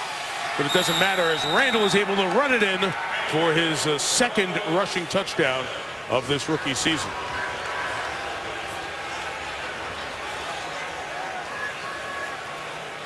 So 45-27. And we continue to add to the record of touchdowns and points scored this weekend. It's a straight weak side lead. They have Tyler Klutz, number 44. As Dallas now has the ability to run the ball from a two-back set with a true fullback, and they haven't had that earlier in the season. The Cowboys have been using James Hanna, number 84, as a fullback. I've even seen Jason Witten do it. But you have to like the way the Cowboys ran the football. 200 yards rushing, close to it tonight. It's not nearly enough. It's amazing you can have 200 yards rushing and get beat badly. By 17. So here's what the paper's going to look like, or the web page that you pop up to check the NFL standings with 3 weeks to go in these two divisions. The Eagles will have the one-game lead. The Cowboys won their first head-to-head. That second one, as we said the last week, Giants and Skins are done, and the Bears and Lions will be tied. Detroit with the bit of the edge, I should say, because of the head-to-head sweep. And then there's Green Bay lurking at 6-1 off their tie game. So the Bears win on Sunday. And when we see the Lions next Monday night, they could take the field in second place.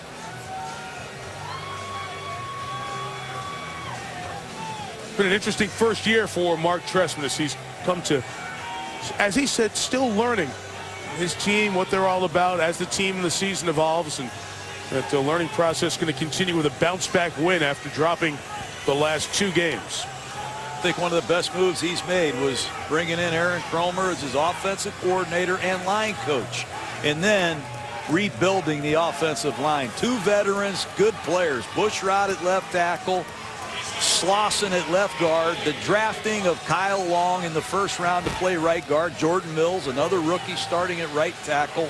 They're able to do so many different things in this offense because of the quality play of their offensive line. Marshall's got it, and he's going to try to run it out, but a fair catch signal was indicated, and so it'll stop the clock before it runs out, even though it went to 0-0. Let's see if they'll put a couple of seconds back on. Terry McCauley's trying to get everybody stopped. We've got one more snap to get in here. Game not over. As soon as they clear the field, I'll just give you the couple of bottom lines. There's going to be 1 empty possession with this kneel down. Other than that, Chicago scored on all 8 possessions.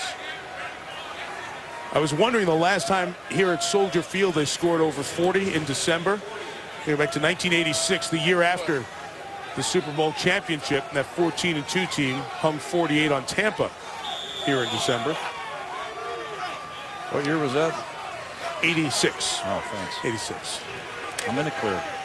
No, that's not you. Is that like a reflex reaction? Was it me? Yeah. You looked at me funny. No, I was looking at funny. And there have been 3 games in the NFL this year where a team didn't punt, and 2 of them have come against the Cowboys. That Denver-Dallas shootout, one of them. On the night they retired Ditka's number 89. The Bears hang more than half that, 45, on his old team, the Cowboys. 45-28, our final score. GMC postgame is next with John Gruden, Lisa Salters, and our great crew fought through this brutally cold night. Mike Tirico, so long from Chicago. Here comes SportsCenter.